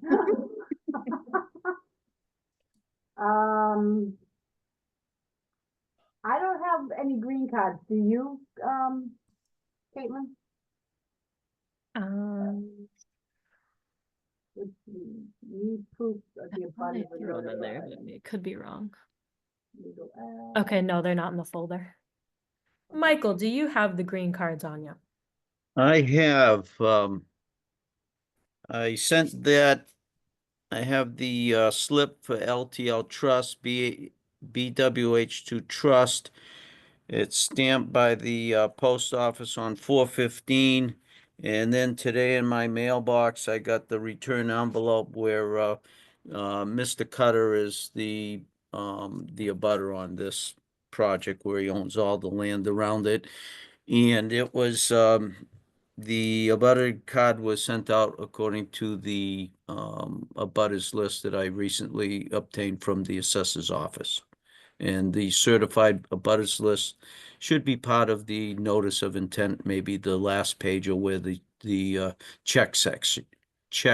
section is. Yep, we have that. Okay. So that's the only card I got. He didn't sign for it, and I got him here. I went down to your office today, Caitlin, to give them to you, but I was in my Halifax office, so we missed oh, okay. I would have visited you there if I knew. each other. That's all right. Yeah, you're right, this is it. Okay. All right, so let me give you permission to share. Perfect.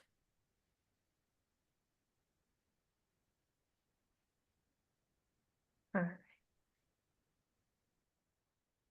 Okay. For the record, my name is Michael Koska. I'm representing BWH2 BWH 2, that's Bridgewater Homes 2, Mr. Jeff Cutter. The only wetland, the closest points are the tips of the flags that you see come in the return away from the site. So the 100-foot buffer zone is right in, just catches about 5 feet by whatever the width of that back room is. I believe it's 26 feet. There is propose a retaining wall off of that would be the northwest corner of the house, and it's to facilitate a walkout basement with the contouring again to the northwest. The erosion control is in, and that area would be landscaped with loam and seed. And that is what is within the between the buffer zone. The back of that house is 95 feet, closest point to flag number 53, I believe it is. And in giving as far as the trees that were cut, the 25-foot was respected with an additional amount. So we're not within the 25-foot no-touch zone, and we're well outside the zoning 50-foot no-build. Okay, If thank there you. are any questions, I'd be happy to try to answer them.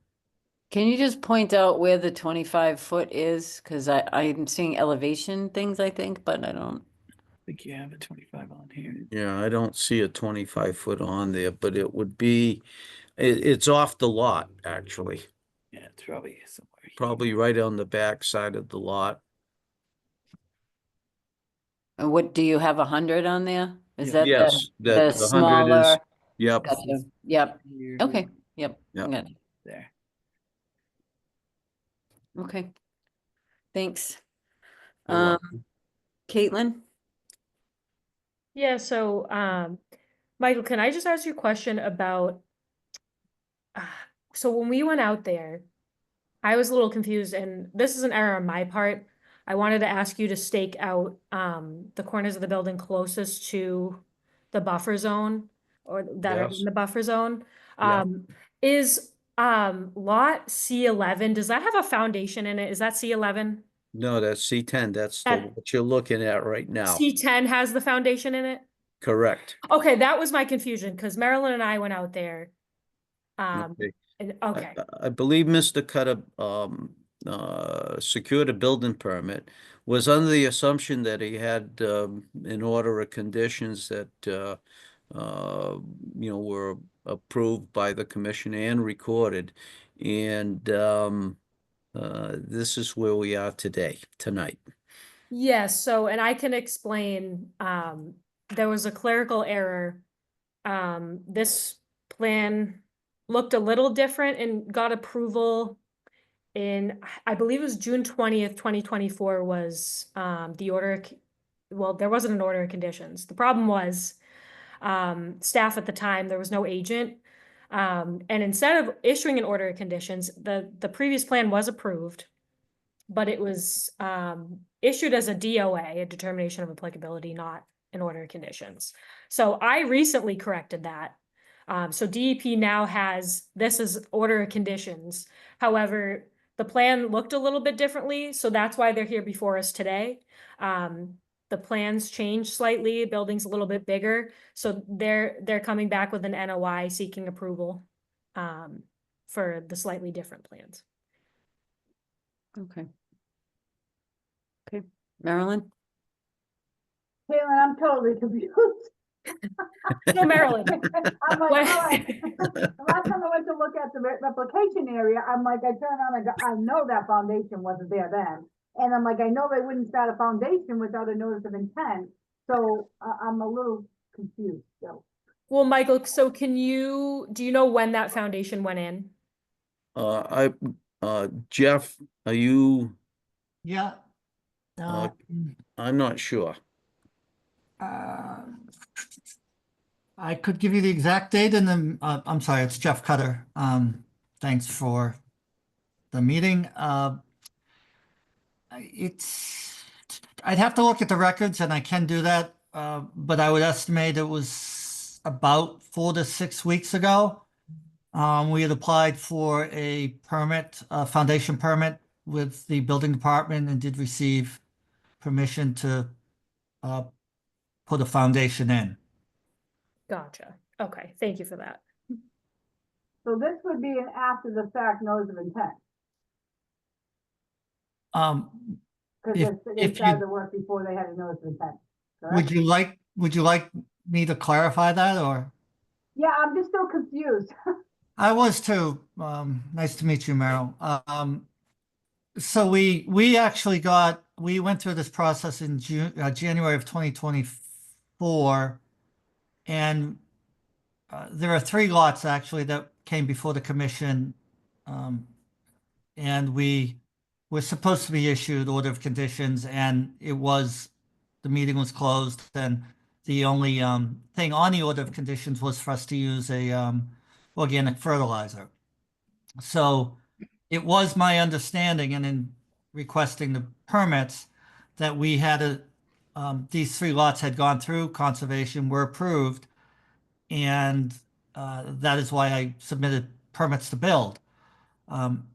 It wasn't until the actual building permit was delayed that I did go into conservation, and it was discovered the error on the order of conditions never being issued, and all this came up. So it's my understanding, Caitlin and Michael, correct me if I'm wrong, what needed to happen was the old order of conditions needed to be closed, and we had to do a new NOI. Right, And we that is closed the old file number. We yes, did. So we had, on our previous meeting, we closed out those orders for the old plan because this is slightly different. So I had corrected the DOA to an order of conditions that went to DEP. We issued the certificate of compliance at the last meeting so we could close out that number and they could do a new notice of intent filing. And that's what's before us today. Okay, so that's what. So Marilyn, we the did structure- see- With the structure being started. Yeah. So, okay. Yeah, there was a lot of confusion with this one, but Okay, so my thing would be no more work until like you're officially approved, and we'll go back and take a look. That'd be my own thing. I mean, I'm familiar with the area, so I'll, but, you know, no more, like, don't do any work until this passes through conservation on this notice of intent. yes. Okay, thank you. Eileen, do you have any comment? Just that, yeah, we originally, I think, were tossing around, modifying the approval of, or trying to change the, OOC. Was it the OOC, Caitlin? And then we decided that that wouldn't work. We had to close it out and start over. Correct? right. So, and that's what we did. So Yeah. uh, So that's why that happened, Marilyn. yeah. Yeah. Okay. Like I said, it was confusing. Yes, this was a very confusing one. Yep. And I know Michael does it by the book, so I'm like, okay. He does. Where'd this thing come from? Right? Yes, everything is correct that you're speaking of. Everything seemed to get a little bit convoluted on this where, Jeff actually called me and he said, look, do you have my orders of conditions? And I said, Jeff, if I had anything like that, I get rid of it like hotcakes. And that kind of got the ball rolling a little bit. And Jeff secured from Caitlin the minutes of the meeting that approved the three lots. This one and the 2 just to the west of it, lots 3 and 4, let's call it, on the original plans. And here we are just trying to straighten it out. He's trying to build a house for a family, and where he's got a contract with him, and we're just trying to go forward as we best can. where, like I say, we're not anywhere close to the 25-foot no touch. He has his erosion control up, and the closest point from the back of that house is 95 feet from flag number 53, I think it was. I did notice the erosions were up and better installed than the last time I was out. So, I mean, essentially, I mean, you thought you had an order of conditions, I get it, so, but I just was truly confused. So, I mean, I know the area, I've been out there, I mean, thank you for clarifying that, because I was really scratching my head on it, so thank you. Okay, you're welcome. I don't have any further. Wendy, did you say something? You're muted. I quit. It's too Me late for too. us tonight. Mark, Tough any night. questions? A little bit. Nothing. I didn't go. I actually went out there today, but I went to the wrong side. I went to the number 10 on the map there. So the triangle shaped one. So it's like, where is this thing? So I thought it was going to come back and figure out from there. So I don't know. Is there anything for me to see out there? Or I have no idea. I saw the foundation across the street, and then the trucks and the equipment across the street too. I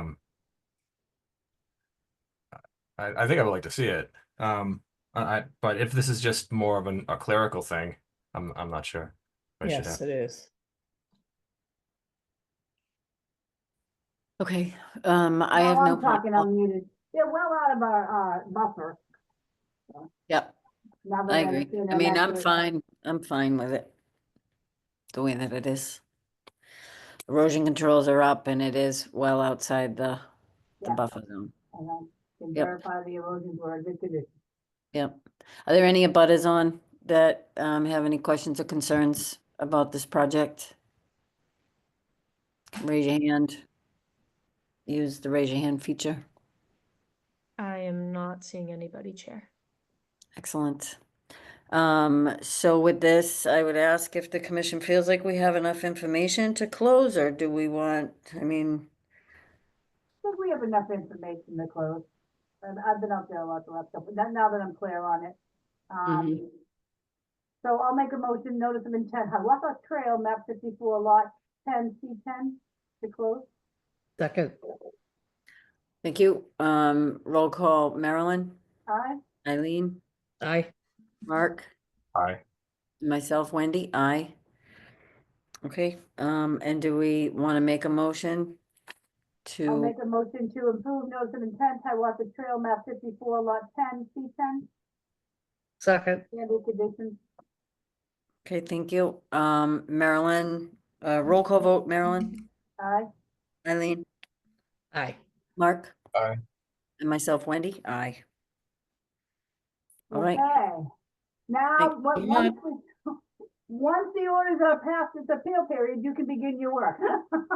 Okay, and in the meantime, I will bring all of the documentation from the postal service by the office, and so that your file will be Yeah, well- complete paper-wise. Okay, sounds Alright. good. Thank you. Thank you. Thank you, guys. Thanks. Okay. Right. Okay, what's up? So that finishes up new business. Now we have Conservation Commission business, administrative items. First up, we have Lakeshore vegetative management plan, discussion. And we got paperwork in from them. And Caitlin, do you want to share a little bit about? Sure. Well, I'll have Ken share the plans first, go over it, and then maybe we can all comment after that. Okay. Yep. Where'd it go? Show.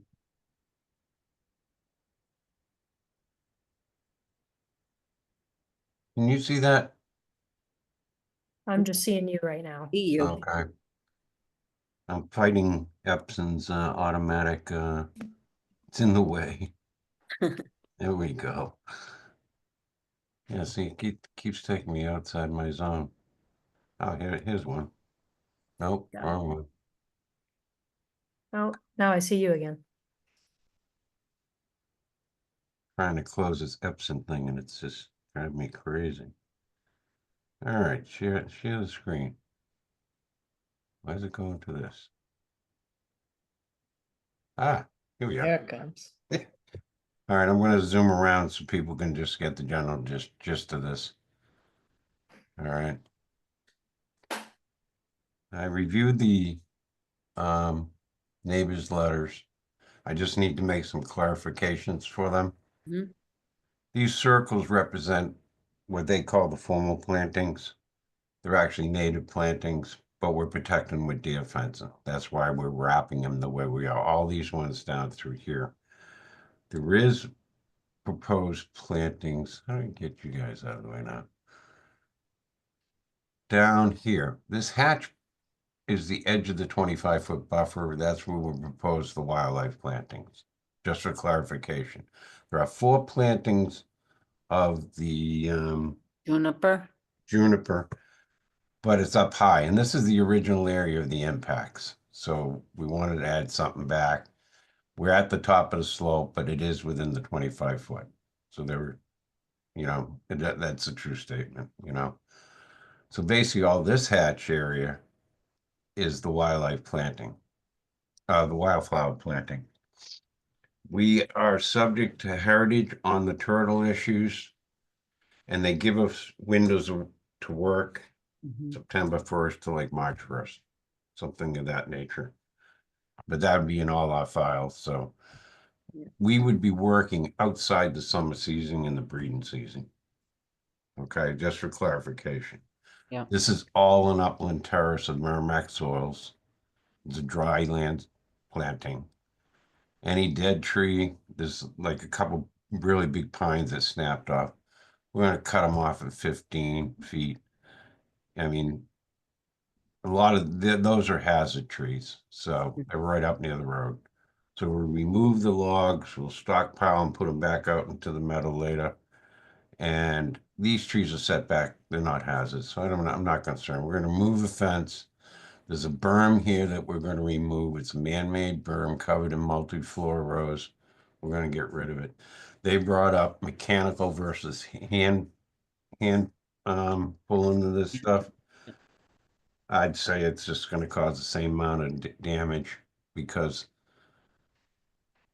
I have a special tool for pulling out things, the small saplings and stuff. But there's over an acre of land here. That means a landscape crew is going to be doing it, and they're going to come in with a grub hoe. So all those invasives are going to be pulled out by hand. I think it's going to make the same amount of mess. We were proposing a mini excavator to pop them out. And then they brought up leaf litter. The leaf litter would be probably turned into the soil. We had brought up bringing in compost and then seeding it with wildflowers and cover crop.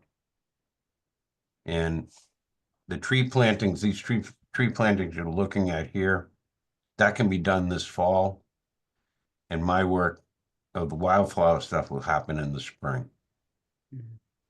So we'll get in there, clean it all up, prepare the bed, seed it, roll it, cover crop it.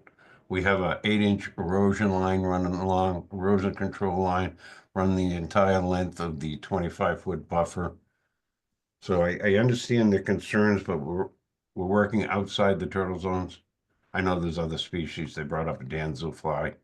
I don't know how you mitigate for that kind of thing. But, the trees are going to be staying in place.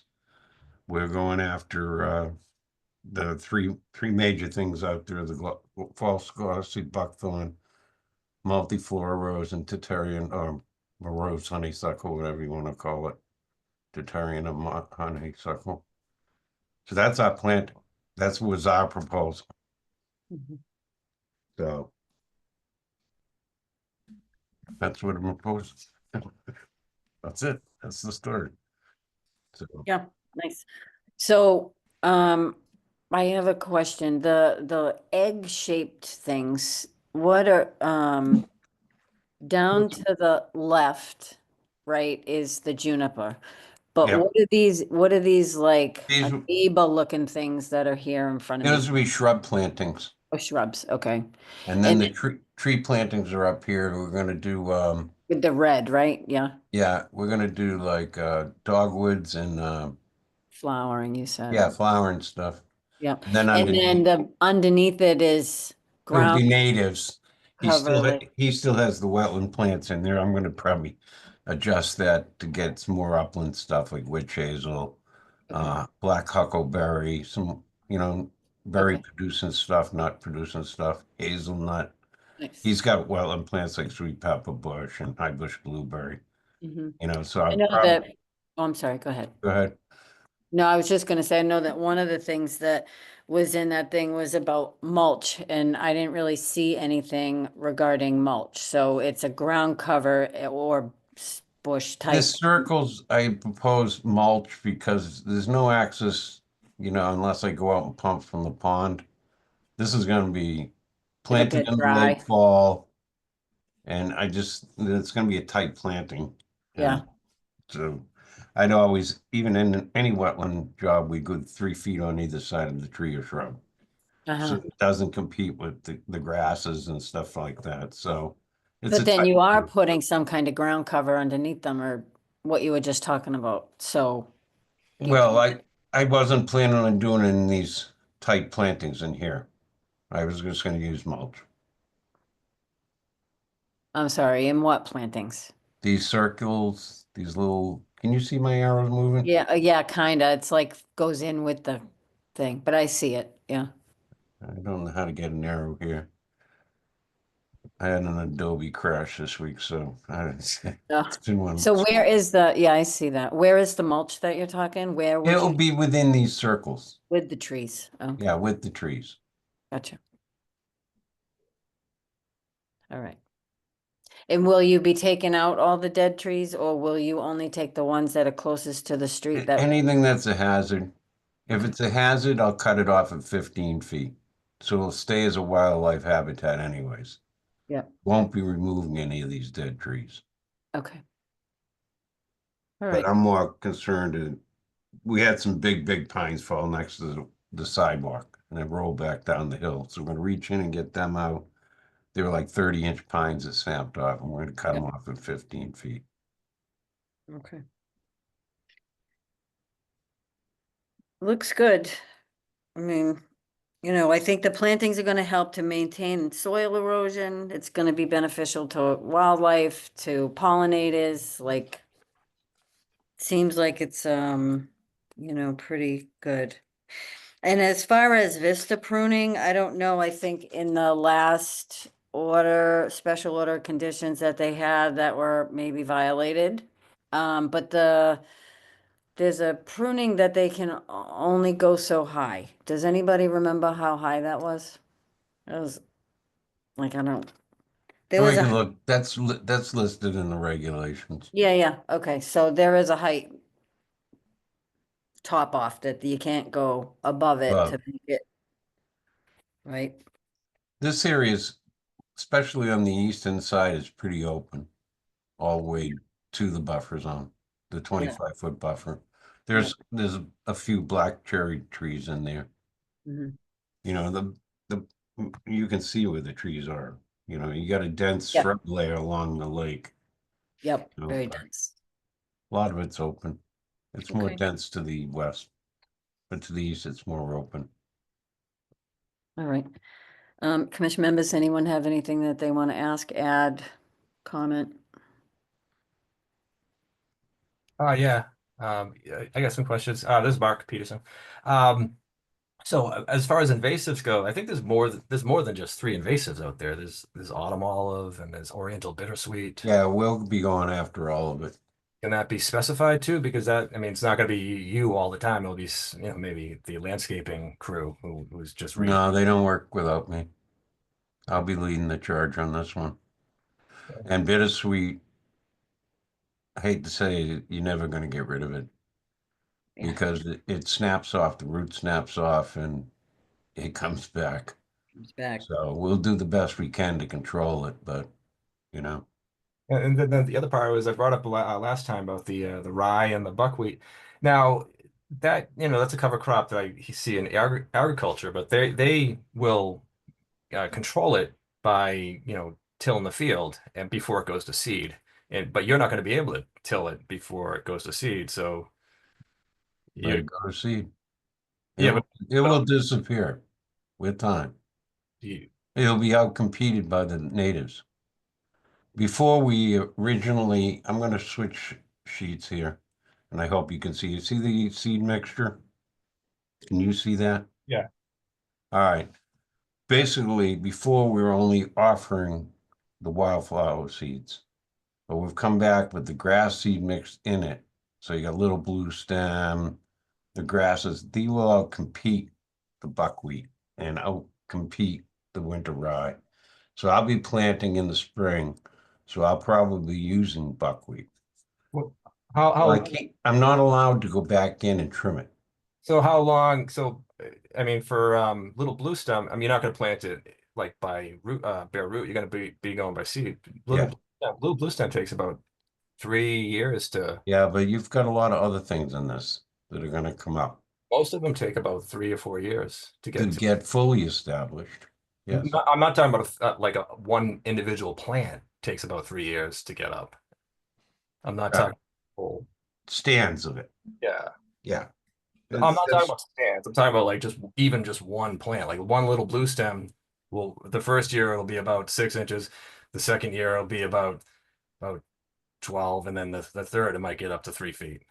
So yeah, but it's also 30% of the seed going down. 27.9% right here, and then 20% of the rye, and yeah, but it's not going to outcompete the rye. The rye is going to grow up, and then the little blue stem won't even take. Well, I don't think we need to talk about one particular thing because it's a combination of all kinds of seed.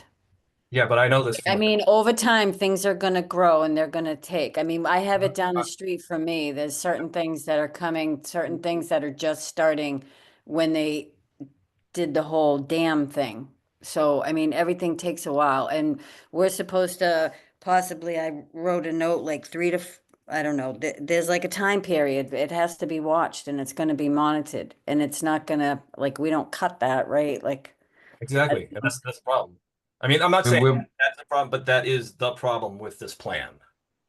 Well, the problem is that I'm not allowed to cut it when I want to. Exactly.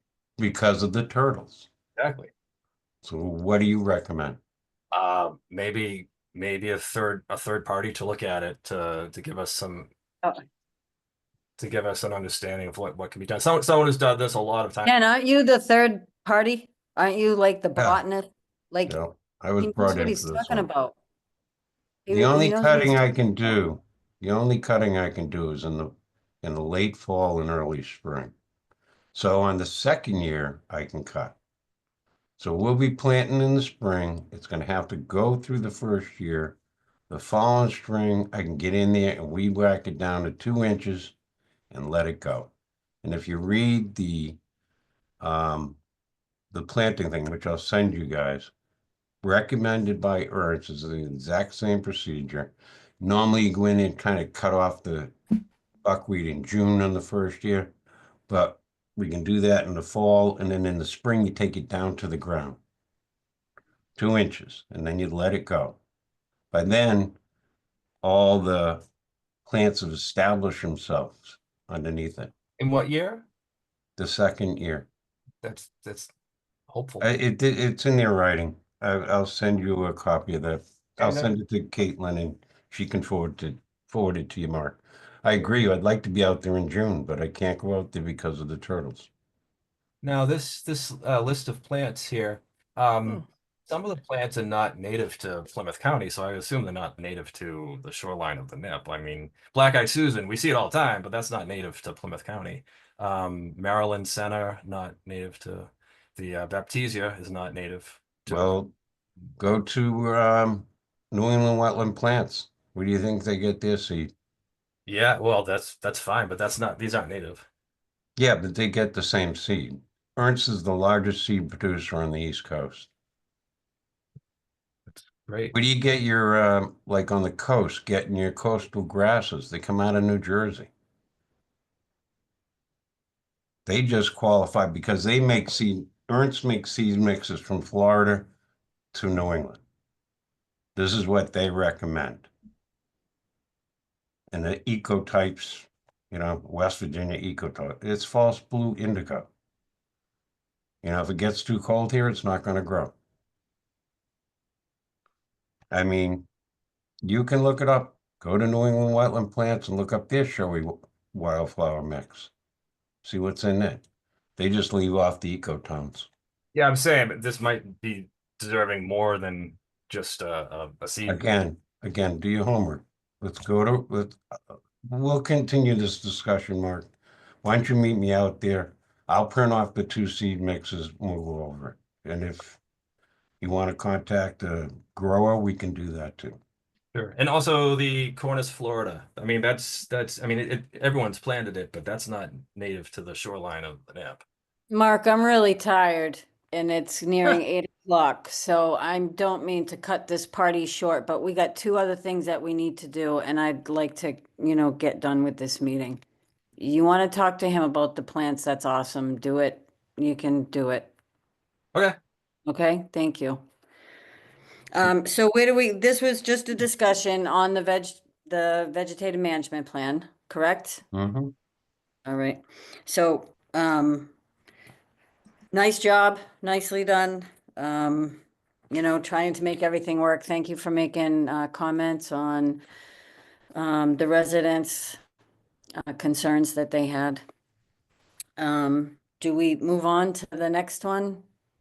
Are we skipping 1731 tonight? I don't know. Are we done with this? Do we need to do anything else? Does Mary, Well, Caitlin, everybody's spacing out? if the board is inclined, you know, if you're satisfied with the plans presented, you can vote to approve however you guys feel at your discretion. So I guess I'll ask commission members, do you feel we have sufficient evidence to approve the plans? How are you guys feeling about it? I think we do. Approve what plans? The The plan he plants. just showed. Vegetative I thought you management skipped it. plan.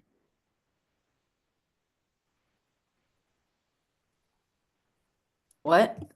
Somebody's got their hand up on iPad. Yeah, the only thing is, this is a discussion, it's the Conservation Commission discussion topics.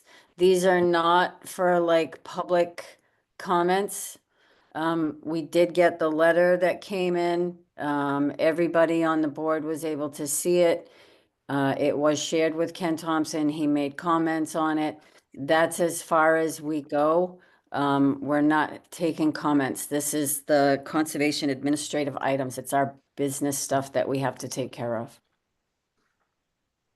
So with that, Marilyn, did you said something about time period or something?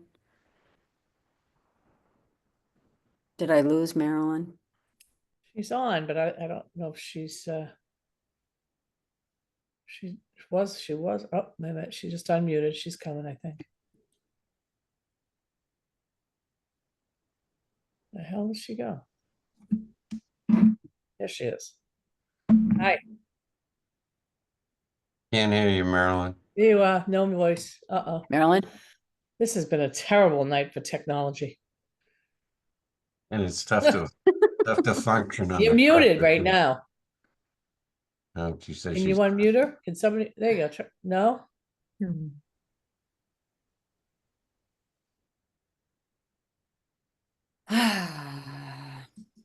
Wow.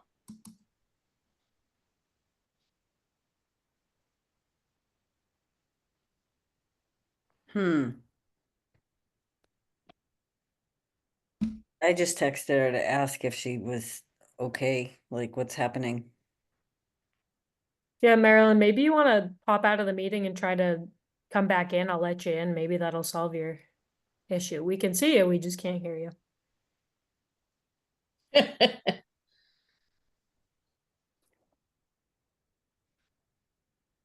So, personally, iPad has a hand raised. what's that? iPad, whoever that is, still has I a know, hand. but the thing is that this is not like. No, a I know that. I'm saying discussion it's period. not somebody, it's not somebody from us, right? Do you know who No. that is? No. I don't.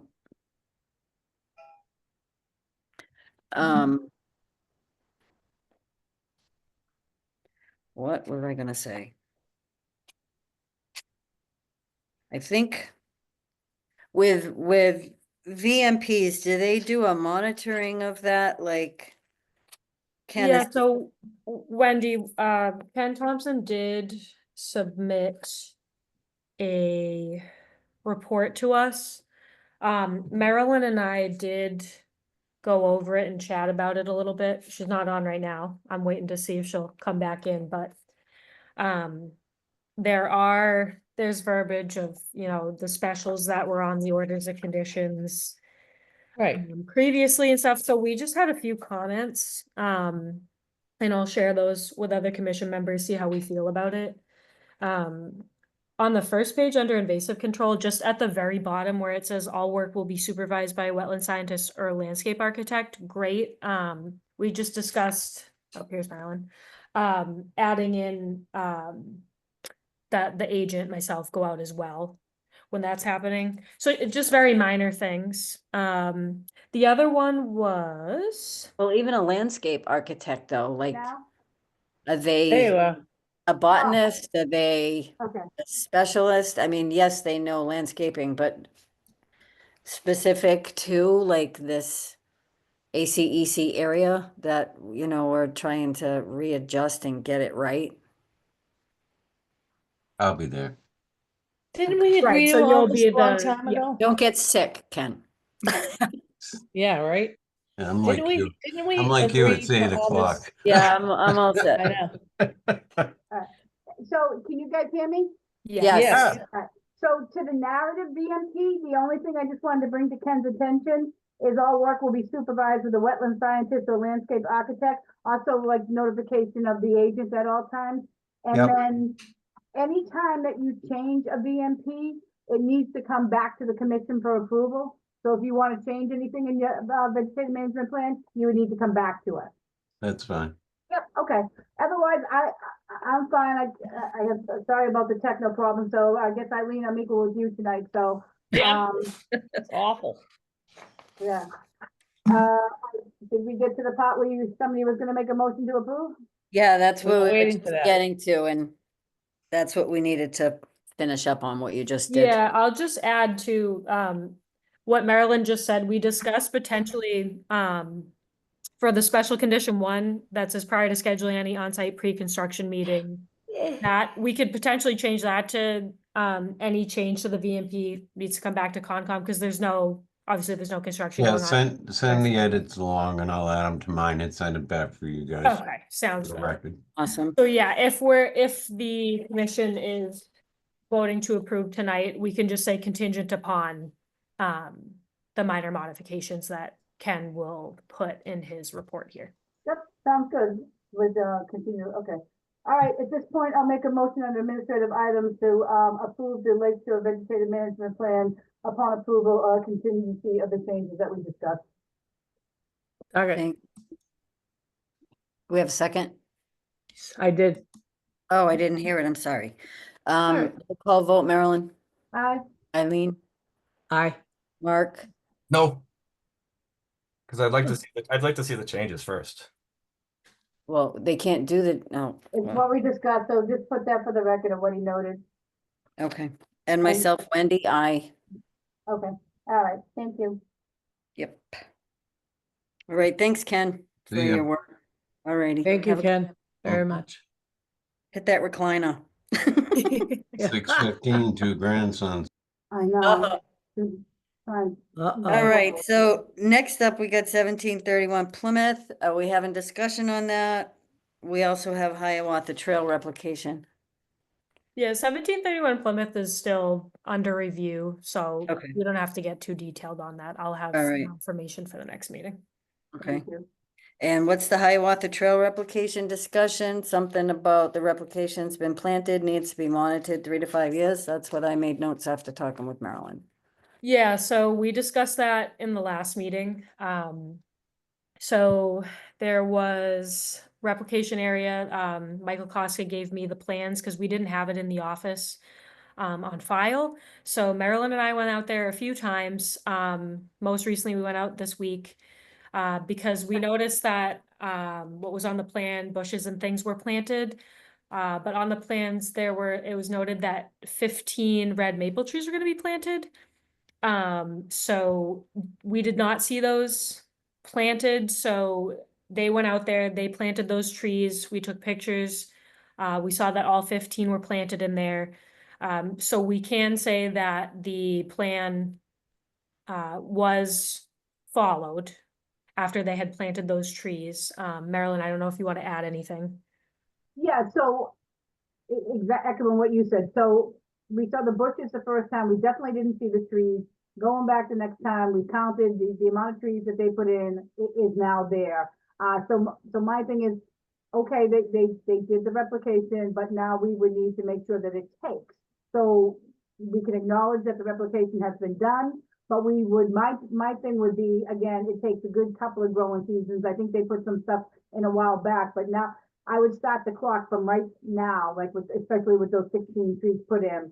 Start the clock for monitoring, acknowledge that the replication area has been done, but now the monitoring period, I mean, I'm one for at least 3 to 5 years. And then I'm not a qualified person to determine if 75% took. I don't think, Caitlin, you're comfortable with that. And then just, before we sign off on it, having a botanist go out there and certify that it took as a replication area, at least 75% per regulation.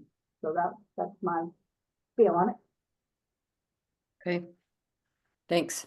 Anybody else have anything that they want to comment on or have a question about? I'd like to see it. I don't know if there was any plans in there that, I mean, maybe I missed it, the plans and stuff, like, because I did go out to the Hiawatha Trail for looking at that property that we did today, but I didn't see I didn't know where I'd start looking for the replication area. Yeah, Mark, if you said you saw the concrete foundation. Yeah.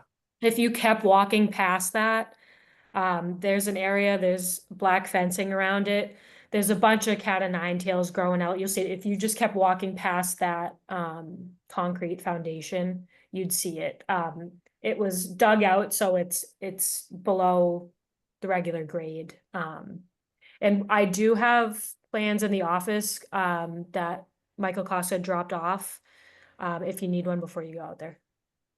Okay, so we're not voting on it right now, right? Or it's not really a voting situation. This is kind of a unique situation. The town engineer reached out to me saying that they wanted to know if the replication was done, and I wasn't aware of the replication because, like I said, we didn't have the plans in the office.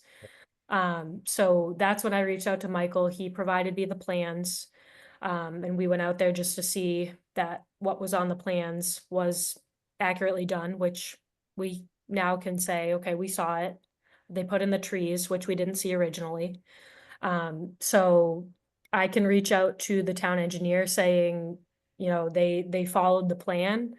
And to what Marilyn was saying, maybe when they come for a certificate of compliance, we'll have those 2 growing seasons to kind of see if the wetlands take it. It's already taken because I believe the replication was put in when the roadway was put in 2022. So it's had an opportunity to start taking. But with this addition to the trees, we're going to want to just observe how it takes. And then what Marilyn was saying, maybe having wetland scientists or botanists, because, I don't have that qualification to throw out a percentage of how much it's taken. Maybe utilizing someone like that just to get an accurate percentage. And I have a question. Does anyone ever take pictures of the original, like when things are first planted? Like if you took a couple of pictures of what it looks like now, so that in a year or 2 or 3, you can see what is still there, what has grown, what has been lost. I mean, I think that would be a good idea. I did. I who said did, that? Wendy. Oh, you did, Marilyn? Yep, I have a ton of pictures too, and then You can print it out and like put a paper clip to the paperwork or something if we have hard copy things like Yep, that. so we have plenty of photos, and Jeffrey Cutter was nice enough to provide me, provided me some videos of when the plantings originally came in, the bushes and things, so we also have that on file. Okay. That's what I'm saying. I think that's a great idea with the replications, and if we could have like almost a library of these things, so we can look to them in the future. Mm-hmm. I think it's a great idea. Yep. Okay, great. So that brings us up to the minutes. I only saw 3. You have 410 on here? Yes, I was overly ambitious. I have it done. I just wanted to Okay. recheck before I submitted it to you, so continue that to the next meeting, the 22nd. The 410? Yes. Because I printed out and read through the 313, 319 was a site visit, and 327. I So think did we other can vote people on get those. it? I think most of us have read through those, so we can vote on those 3. There definitely Yeah, we- wasn't a 410 in there. If we Yep. can get them off the table, so. Yep. Eileen and Mark, did you read the minutes, the 3? I didn't. I was waiting for the 410 to come in because I don't think we should vote on it. If it's on the agenda as those 4 different meetings, I think we shouldn't vote on it if it's going to be just 3. It would be confusing for the future people looking at the minutes and agendas and stuff like that. Well, you can accept each one individually and Yeah, they're each continue one individually. 410.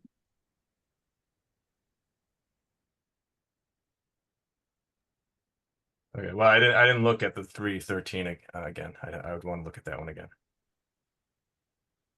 But I would be. Okay, can we just leave them all on until next time then? Why not? We'll just vote on 5 of them. Maybe 6. Okay. With that, thank you, everybody, and I have one last motion. Motion to adjourn. All in favor? Second. Is that Aye. All right, everybody, have a good night. Thank you so much. Good night, everybody. Thank you. See ya. Good night. Bye. Go wrong? Bye, Caitlin.